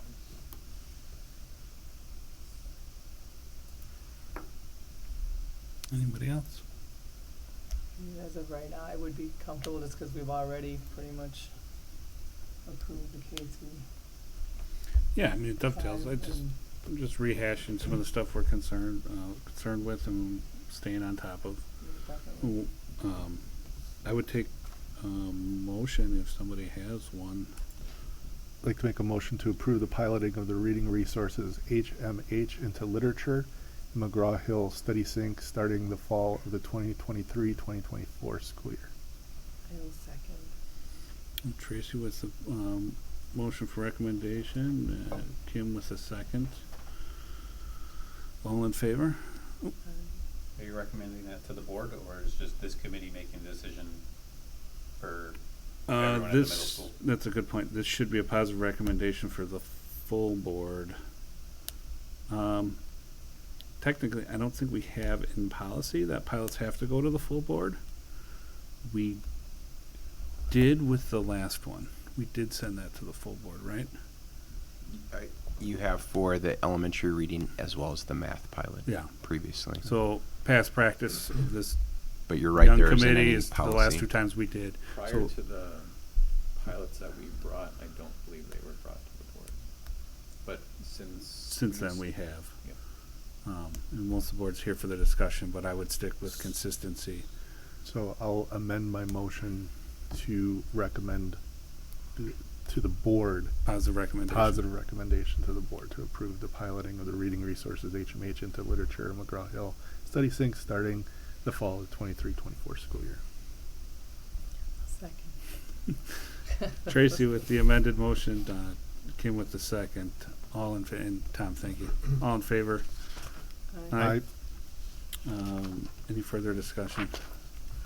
I would just say I'd like to thank you and your team for the thought that they put into this process. They've really taken some of the feedback that this board's provided them and continued to cultivate that involvement. So that, the due diligence of getting this out to us a couple months ahead of time to give us a chance to sit with some of it, that's great work for you guys, for us as a team. So thank you. With that goes forward with a positive recommendation. Item 7C, annual adoption of standards. Now that we've kind of worked our way through, this is the last item on the agenda. It might have almost been better to do it flipped. C, starting with C, go to B and A, just because it's how it matriculates down the educational process. But we're here, this was at the full board, and it was asked to be brought back to this committee to give some members some time to complete a full review, or full of a review as you can do of a 1,000+ page set of documents. And some people were comfortable with just moving forward, but on a due diligence side, we took a breath and said, hey, let's give everyone a chance here. I think that's the right thing to do. So here we are with it. I don't know if we want to start with some of the members, or Jake, if you'd like to start. I can certainly start. Some of the members reached out with questions, so I will start there. So every year it's one of the requirements that we have to adopt the standards that we're going to use throughout the academic school year. So one of the questions that was asked was just overall define the purpose of state standards, and then is there anything that's specifically tied to the state standards? So Wisconsin academic standards specify what students should know and be able to do in a classroom. They serve as the goals for teaching and learning. They set high standards that enable students, parents, educators, and citizens to know what students should have learned at a given point in time. So all standards are referenced as end of grade level standards. So when you see a third grade standard, that's really what students are supposed to be able to do at the end of third grade. We've talked at length in this committee, but I can give a brief overview.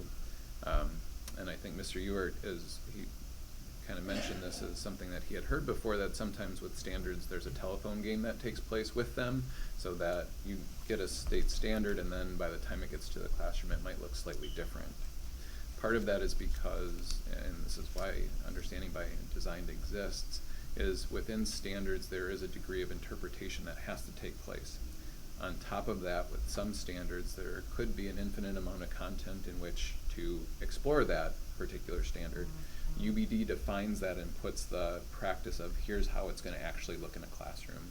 So an example could be a science standard that's related to Newton's second law, and you'd say Newton's second law is force equals mass times acceleration, and by the end of their 7th grade year or middle school, they're going to know how to apply Newton's second law. Well, there's an infinite number of situations in which students could apply that. Within UBD, we can explain, here's what we want to be able to see in student work, here's what that standard actually looks like in practice. So that's stage 1 of UBD, that's what each one of the review teams does as we move through the curriculums. Within the standards, again, they can kind of be grouped in different ways, and educators often group them in different ways. So common terms that we use with standards, we call standards priority standards. Some standards we refer to them as supporting standards. It's not to say that you can't find a way for all standards to be important, but there are some standards that just support other ones. We wouldn't call them necessarily the priority standard or the focus. They are standards that in some way, shape, or form support the other standards. So again, not to belittle their importance, it just becomes not the thing that we assess. So often when we talk about priority standards, it's tough for a teacher, and it's also hard for a student to be assessed on every single standard and every single way that a standard could be bent. So what we do with standards is we say, what are the key learning outcomes that are associated with it that would show me that you have the understanding and skills that are necessary for it.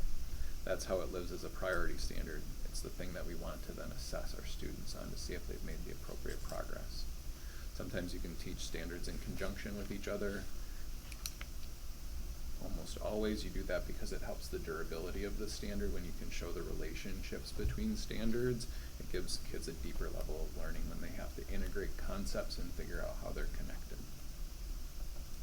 So in terms of academic standards, we use it obviously very heavily in our UBD process because it defines what the learning outcomes that we're looking for in our students.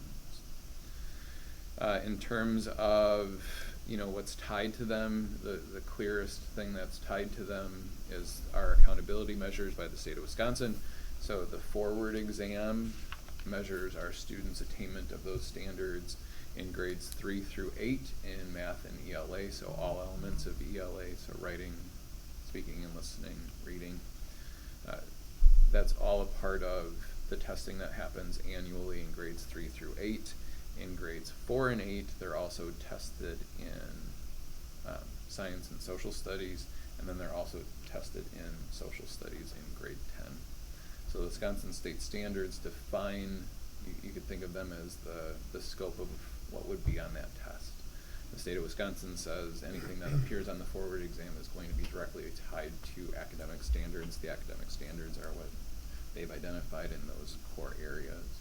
In terms of the standards that the board's required to adopt on an annual basis, those core accountability areas are also the ones that we're required to adopt on an annual basis. Another question? Well, Go ahead. Go ahead. Sorry, finish what you were at. Okay. One of the questions that was asked about the state standards is how frequently they're revised, and then when was the last time there were revisions made to it.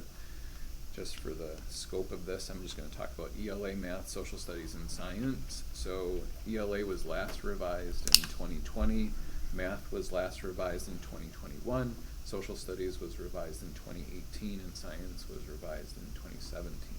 For context about how frequently they're updated, ELA was first revised prior to that in 2010, and math was also revised in 2010. So 10 or 11 years between revisions between those two. And then when you look at some of the updates that were made, there might not be significant differences that you're going to see within them. Sometimes they just change the structure and formatting because it is easier for educators to interpret. The math standards, part of the biggest revision that happened in the Wisconsin state standards between 2010 and the 2021 version is they've created clusters of standards to help educators understand how certain concepts are connected to one another. So it was formatting, not content. The heart of the standards remained pretty much the same. Another question was asked about what state standards are directly associated with the forward test. In theory, all Wisconsin state standards that are in those core areas are related to the forward. We can identify from previous tests standards that were assessed and standards that were left off, but there's no way to say like the 21 version assessed these standards and now the this is going to be the 24 spring. You know, the 23 assessed these standards, 24 is going to assess those again. We don't know that's true. So they're going to say any standard that's in those core areas could be assessed on the forward exam. So if we were to eliminate standards from that, there is a chance that we would be missing essential content that students may need to learn to do well on the forward exam.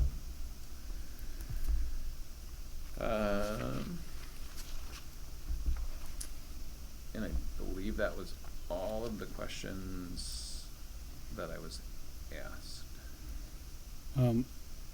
So state statute states we have to adopt standards in these 4 core areas. That's what the statute says. We do not have to necessarily adopt DPIs, commonly referred to as the state standards.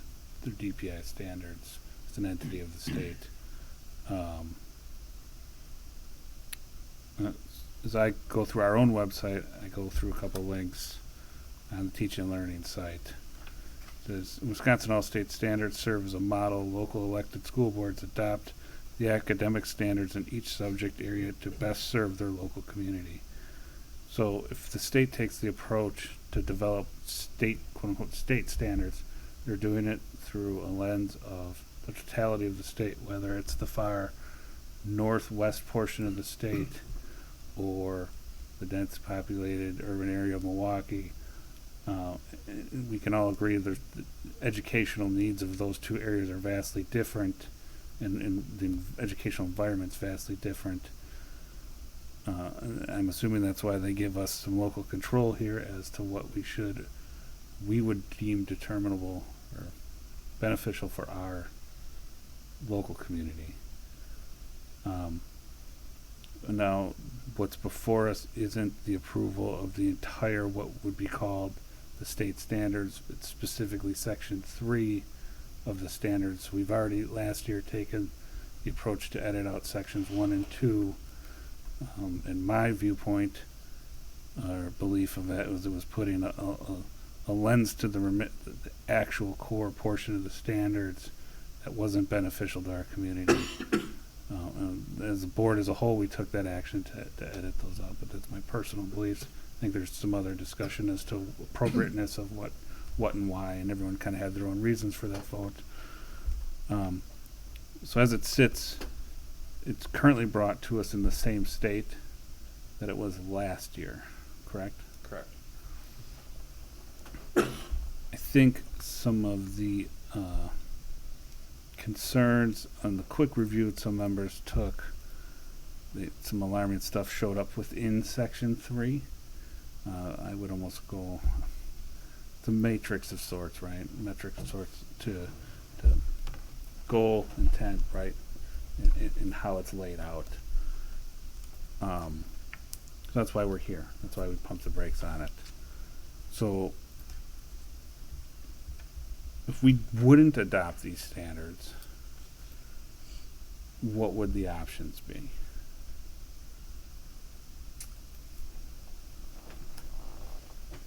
You could look at an alternative set of standards,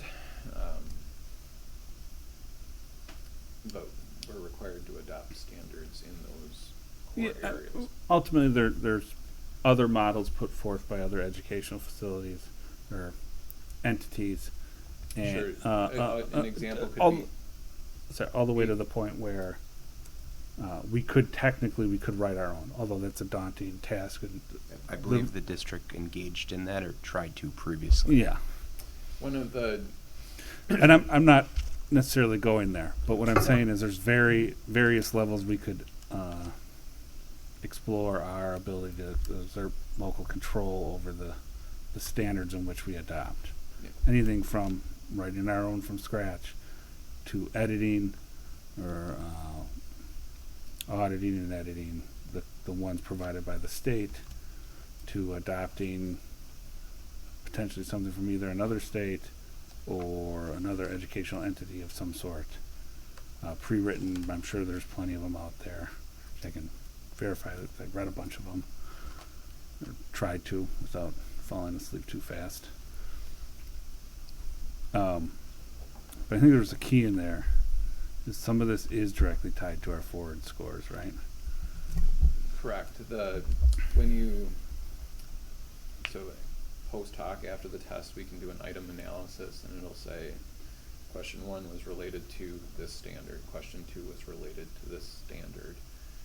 And then the forward exam for the accountability piece then ties to our state report card.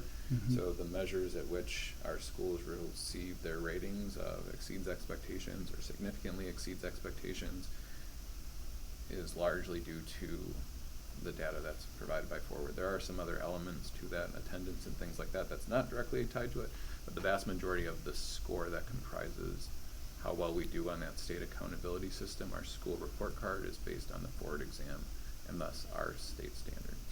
So if we took the approach, and I kind of want to do a little if this then, and I apologize, but I think it's important to explain some of the thought process that's going on as we move forward through this conversation. If we would take the approach to write our own, and we did a mediocre job at it, given the task that would involve, and it's, if you sit down and read them, you'll understand and appreciate the work that goes into them. And in correlation with that, our forward tests and our mapping plummet. Does something happen to our district as far as the state being involved into us dropping in that regards? If they would draw the correlation to, hey, your standards aren't up to stuff, and this is the result we're seeing? I don't know if those policies are still in place. No, there had been legislation in place that schools that were in the, I forgot what the score is, but the mustard yellow rating at one point had to make appropriate gains over a certain period of time or funding, there was funding ramifications. I think more politically, when people look to move to this region of the state, they're looking at state report card scores of surrounding Yeah, districts. that's an I know easy- I've had phone calls from parents saying we're Yeah, that- prospective moving to the area. Can you explain what this means on your state report card and why it's different or the same than surrounding districts? But there's no, ultimately, you're but worried they're gonna close us down or anything like yeah, that? no, I'm not. Maybe not necessarily that, but we have other areas in which they step in when they see non-improvement or non-compliance due to some metrics of we're failing to meet, and then they can come in a financial capacity and direct funding in a certain manner to a degree. Correct? I believe that, and I would have to double check this, but I think what you're referencing in statute around AYP, annual yearly progress, for another acronym to add to our list, that is no longer in place because that was related to No Child Left Behind legislation previously. But also you have to think about, there's a correlation between the forward scores and ACT and college readiness. So the more likely students exceed on the forward exam, the more ready they're ready for college related to their ACT scores. So there's direct correlation. That's why the state back in, it's even pre-2015, when I think it was around 2015, chose to build the forward exam related to ACT because that was a big college entrance exam within the Midwest Do we know region. how well the forward exam correlates to ACT and SAT? Yeah, I believe those state standards are built off, and obviously the forward exam is built off the state standards relation to college and career readiness standards that are utilized for the ACT. So we have some cause and effect, right? Mhm. One is a strong predictor of the other. Yeah. So when students leave 8th grade, their forward exam performance is a fairly strong. They should predictor. be, yeah, if they're leaving at or above grade level, they should be scoring as a freshman if they took the junior ACT in 18, which then puts them on 18 to 20, which puts them on track to 24, which 24 is considered by the research base and higher education to be college ready across the board in the 4 core areas we're discussing here, which means a student walks in as a freshman in college and can pass a 101 course. So there's a Yeah. look down. So it's important. Yeah. And there's heavy years of research related to connecting all of those pieces. So I was just going to add, with much of what you said, I would have a hard time coming up with an argument against, because I do think you make some very valid points. I personally look at this as, to what's been brought up, agree with the standards or not, or feel like they should be tweaked or not. There, as Dr. Reuter and Jake have mentioned, there is some logic there. And when I look at state standards, and I went through nearly all of it again since the last meeting, just to take a couple of notes, I submitted a couple of questions, and I keep going back to the fact that, and I think it was actually mentioned in the packet, or alluded to in the packet, if we completely agree with a state standard, we can adopt it because we have the local control. If we think a state standard is weak, we can improve upon it because of local control.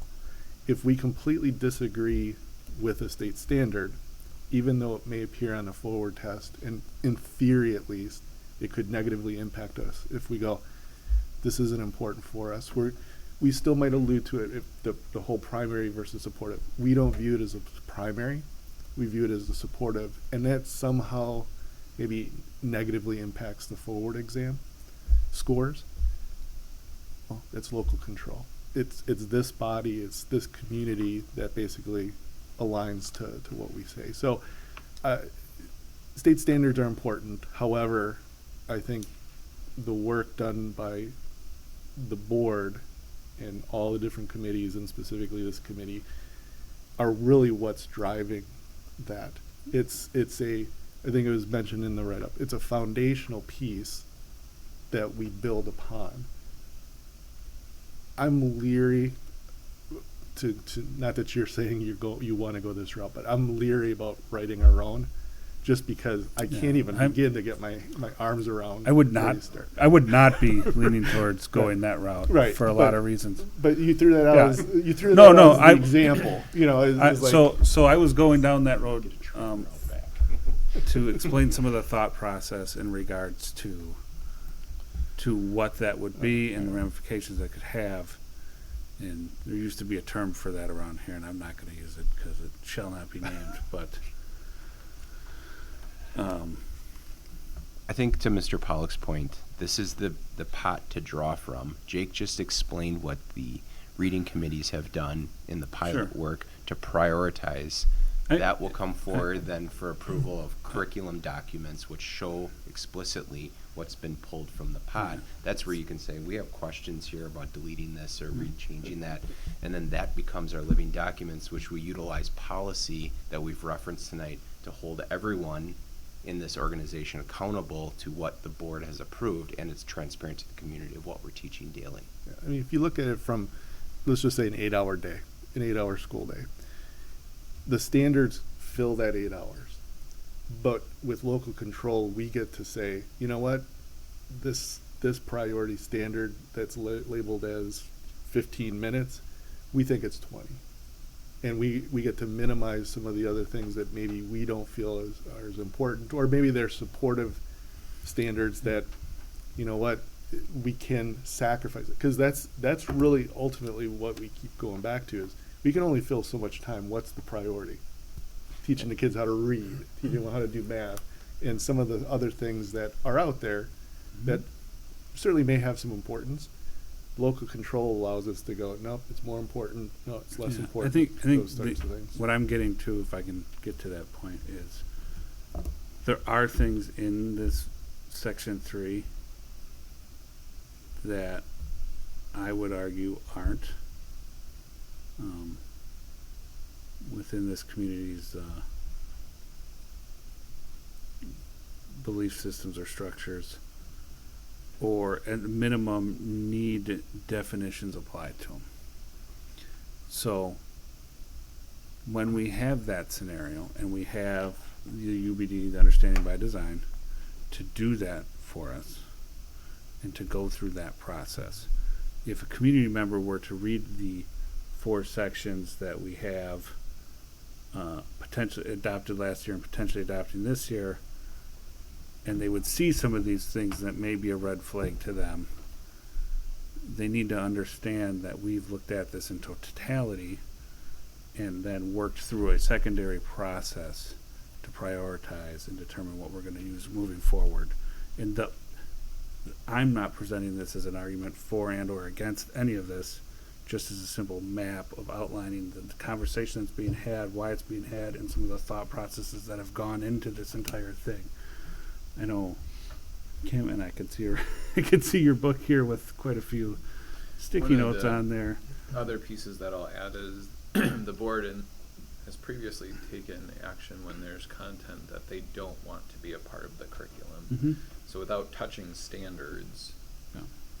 that overlay has been put on, and from a UBD standpoint, from a curriculum standpoint, it's almost easier to deal with it in that regard than if we were to look at individual standards. Because one of the truths about standards are, not all of them, but some of them have multiple interpretations and multiple entry points and multiple learning outcomes that could be associated with them that I don't think are like bending the standard, twisting the standard, or using it inappropriately. It's just an application of the standard. Having that clear guidance when there are things that the board is recommending should not be a part of our curriculum, having that guidance. The board did it with human growth and development, they did it with CRT. That's easier from a curriculum standpoint when we have policy in place that says this is not going to be a part of the curriculum. And then, we've also defined grade levels at which it's going to be a part of the curriculum or not part of the curriculum. Yeah. That becomes very easy to deal with from our teacher's interpretation of it, my interpretation of it when we work together to develop curriculum, what should and should not be a part of Yeah. UBD. What we're saying is that utilizing the standards put forward by the state in a manner gives us a foundation, headed off towards what we can achieve on a forward exam. Not that we're teaching to the forward exam, but provide our students in totality, right? We don't necessarily have to agree with every piece of information on there, because there's definitely some stuff I can tell you I don't. And I would argue, and I think we could debate back and forth on whether its interpretation would be applied in which way, and I think it would depend on which classroom it landed in. That's not a totality, that's not everyone, but there are instances where I could see that the game being played there. One thing I've learned is the educational system, much like the law system, loves playing in the world of semantics. But that's what the UBD process is for, that's what our policy process is for. Kim, I don't know if you had anything on that end. I do see, I see you got quite a bit of things highlighted. I'll say from when I read it, you kind of read it, absorb it, and read it, reread it, think about it, reread it as best you can.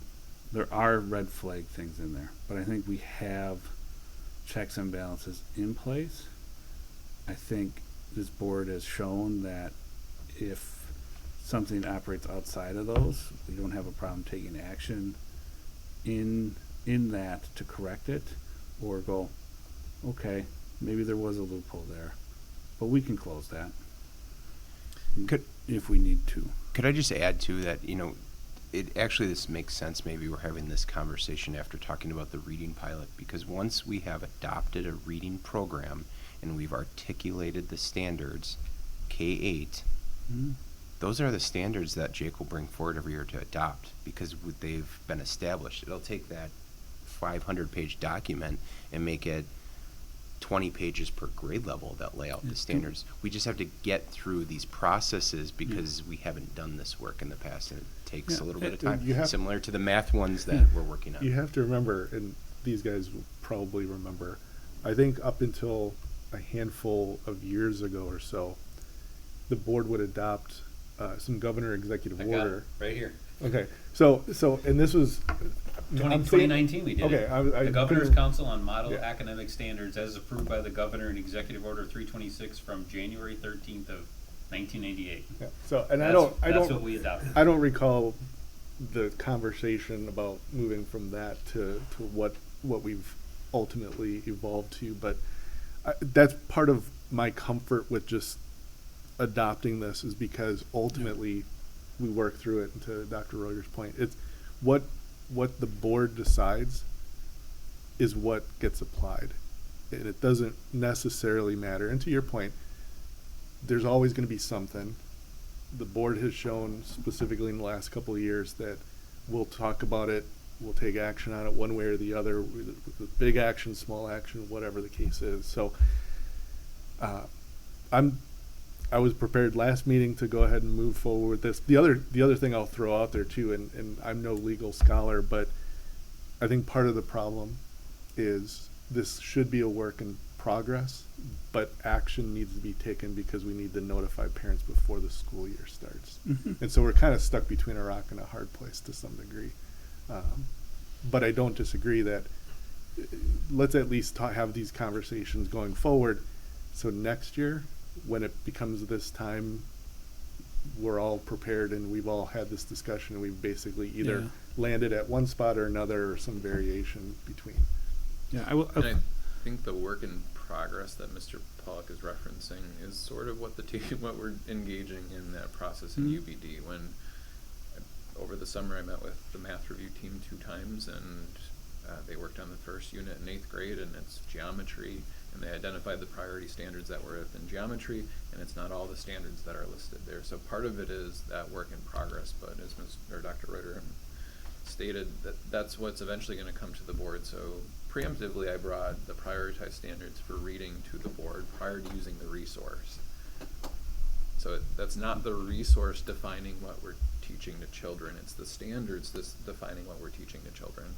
So although we have had concerns about the resource, on the front end we're doing the work to define what are the important priorities that are there as we start looking at a resource, and then it helps define where we're going. Now, to Mr. Ewert's point, if we were wrong, So over time, we noticed our literacy scores aren't trending in the direction that we want them to. That's our job, again, to take a look at that from a reading review standpoint to say, okay, we prioritize these, we're spending this amount of time on these standards, it's not working. Where are the areas and deficits that we're seeing in our students' learning? What are the things that we can do on the teaching and learning side to make sure that we're positively impacting outcomes for students? And that was gonna be my question, I guess, because you look at some of these standards and how much is in there, how do we decide which standards to prioritize? And then how often are we gonna be looking at that as our test scores, how they do, are we doing well, are we not? And then we're gonna have to adjust the UBDs in order to obviously keep up with where we need to go. And I do appreciate our conversation that we had, discussing the UBDs and the importance of us being able to see those and make sure, as far as community standards go, that we're keeping up with that. Because, again, the reason that I wanted to put a halt on this is because I've never read a standard in my life. Why would I? It's you guys want to definitely- read my Right, manual? exactly. Probably not. As a new member, newer member, that is drinking water through a fire hose. It really is, 100%. And again, when there's certain things, and we discuss too, like when they're giving examples of things to discuss, gender, sexual orientation, I mean, those are things that I don't think we need to be discussing in school.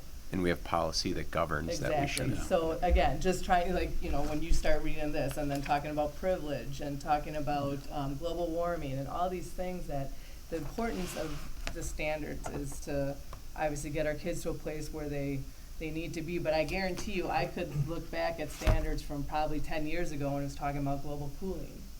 You know what I mean? So it's keeping up, but it's also having both sides of arguments on different things instead of, because some of this stuff is just, it seems somewhat biased.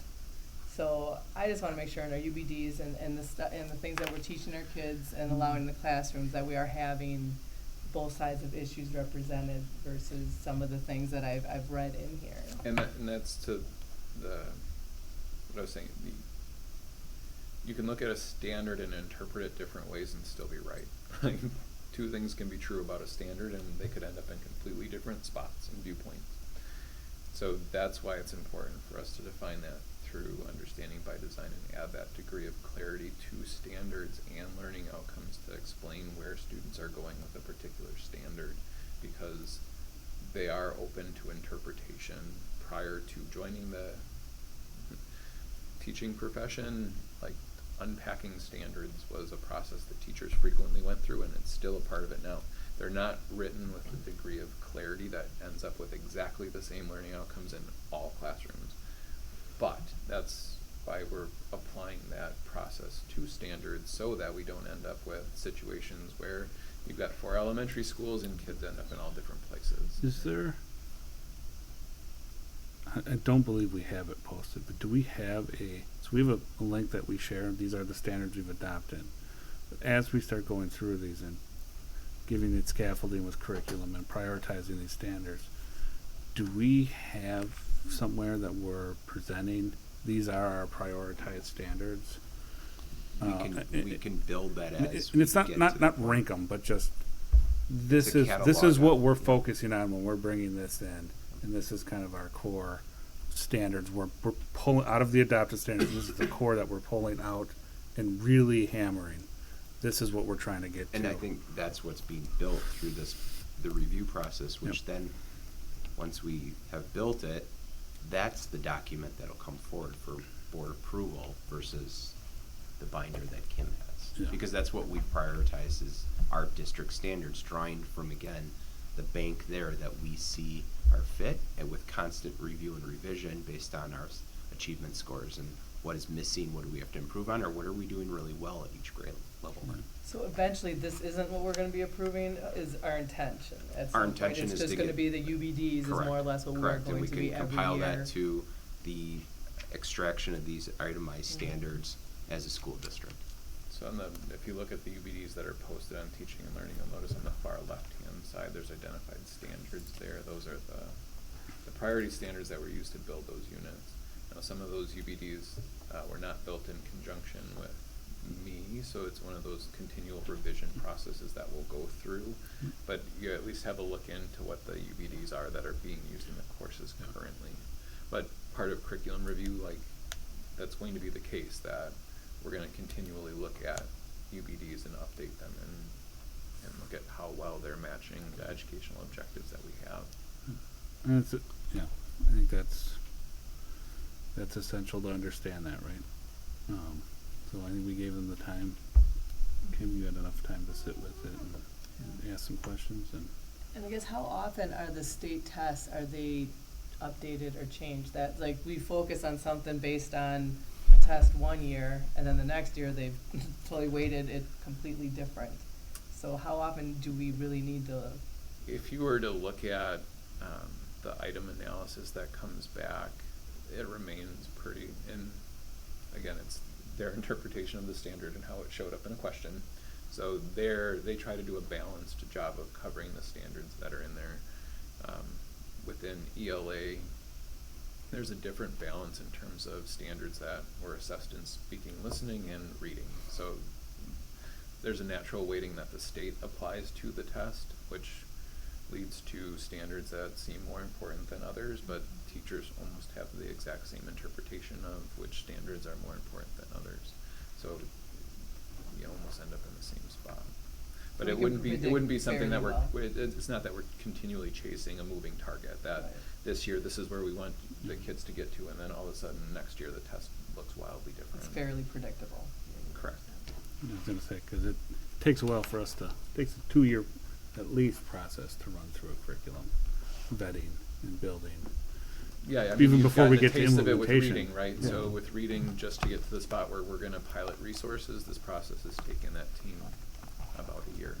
And that was because reading was a priority. We moved as fast as we possibly could. And to applaud the committee and Jake, they spent the time digging into standards and looking at it related to achievement scores, not just going, here are the programs, let's go try some.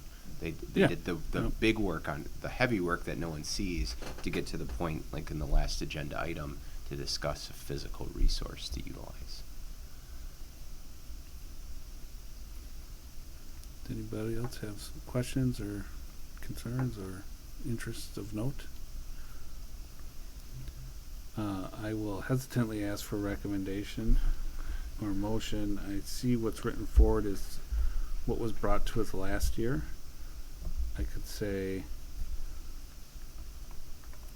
it doesn't read the best for understanding, but what you should take from it if we do go forward with what's presented in front of us is that we're approving the posting of the adopted standards and in the manner in which they're adopted. It's the ultimate, what this recommendation is that's sitting in front of us.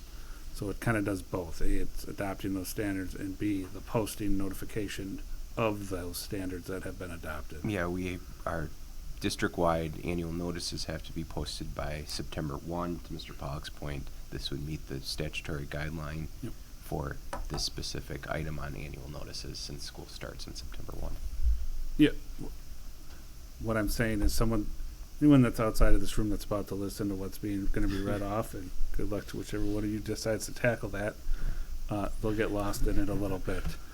Sure. Yeah, Thank rock, you, paper, scissors. legislation. In You the can- That's what end, those are the guidance two things that provided as to how to are, write those are this the, motion, so I those just are the copied two and things that are pasted gonna as they happen. recommended it. It's just That not there written. are standards that are being adopted, and this is how we're posting them. Correct. That's the simplest And form. it's written a little different because we are editing we're editing portions out from the entirety of what DPI would deliver as the Wisconsin state standards. And we are just taking section 3 of those. So, with that, no further discussion, good luck to whichever Jake, one of you wants that. Before whoever chooses to read that, in the recommendation, do you think that it says with the date of July 17th, 2023 in the board's packet of supplemental material, does that date need to be, Yeah, that date needs to be altered because it's. it will be the August 28th. Yep. So where it says July 17th, 2023, in the recommendation, it should say July 28th, as that's our next full Board of Education meeting. August. August 20th. We know Yep. what you meant. And the piece that Mr. Ewart referenced about about only being section 3. That appears not in the motion, but in the In the notice that they'd read, sorry, correct. Make a motion to provide a positive recommendation to the full school board to adopt Wisconsin academic standards in the areas of literacy, math, social studies, and science K through 12 with the following motion. I move to approve the proposed notice of the student academic standards that are in effect for the 2023-2024 school year, as said proposed notice was presented to the board in written form with the date of August 28th, 2023, in the board's packets of supplemental materials for this meeting, all pursuant to section 120.1213B and section 118.31GA of the state statutes. And I move that the board direct the administration to provide parents and guardians of the Germantown School District with notice of the board-adopted student academic standards that are in effect for the 2023-2024 school year on the school district's website. I'll second. Yeah, well done. I was tired listening to him I read know, that. right? Okay, I have a motion from Tracy and a second from Kim in regards to this. All in favor? Aye. Any opposed? Hearing none, any further discussion? Thank you for the conversation as a Yeah. committee. That was good to Yeah. bring that forward. Yeah, that's what I'd like to say, and I'd like to thank my fellow board members to allow our newer members, to get a chance to really dig into this and understand this in totality before moving forward. While it pushed it back a month, I think it was necessary, so thank you very much for that. With that, we have, I'm sorry, that passes, and with that, item 8, I'll take one final motion. I move to adjourn. I'll take that one. Second. Kim with the motion to adjourn, Tracy with the second. All in favor? Aye. Aye. Any opposed? I call this meeting closed at 7:16 PM. Thank you for the discussions.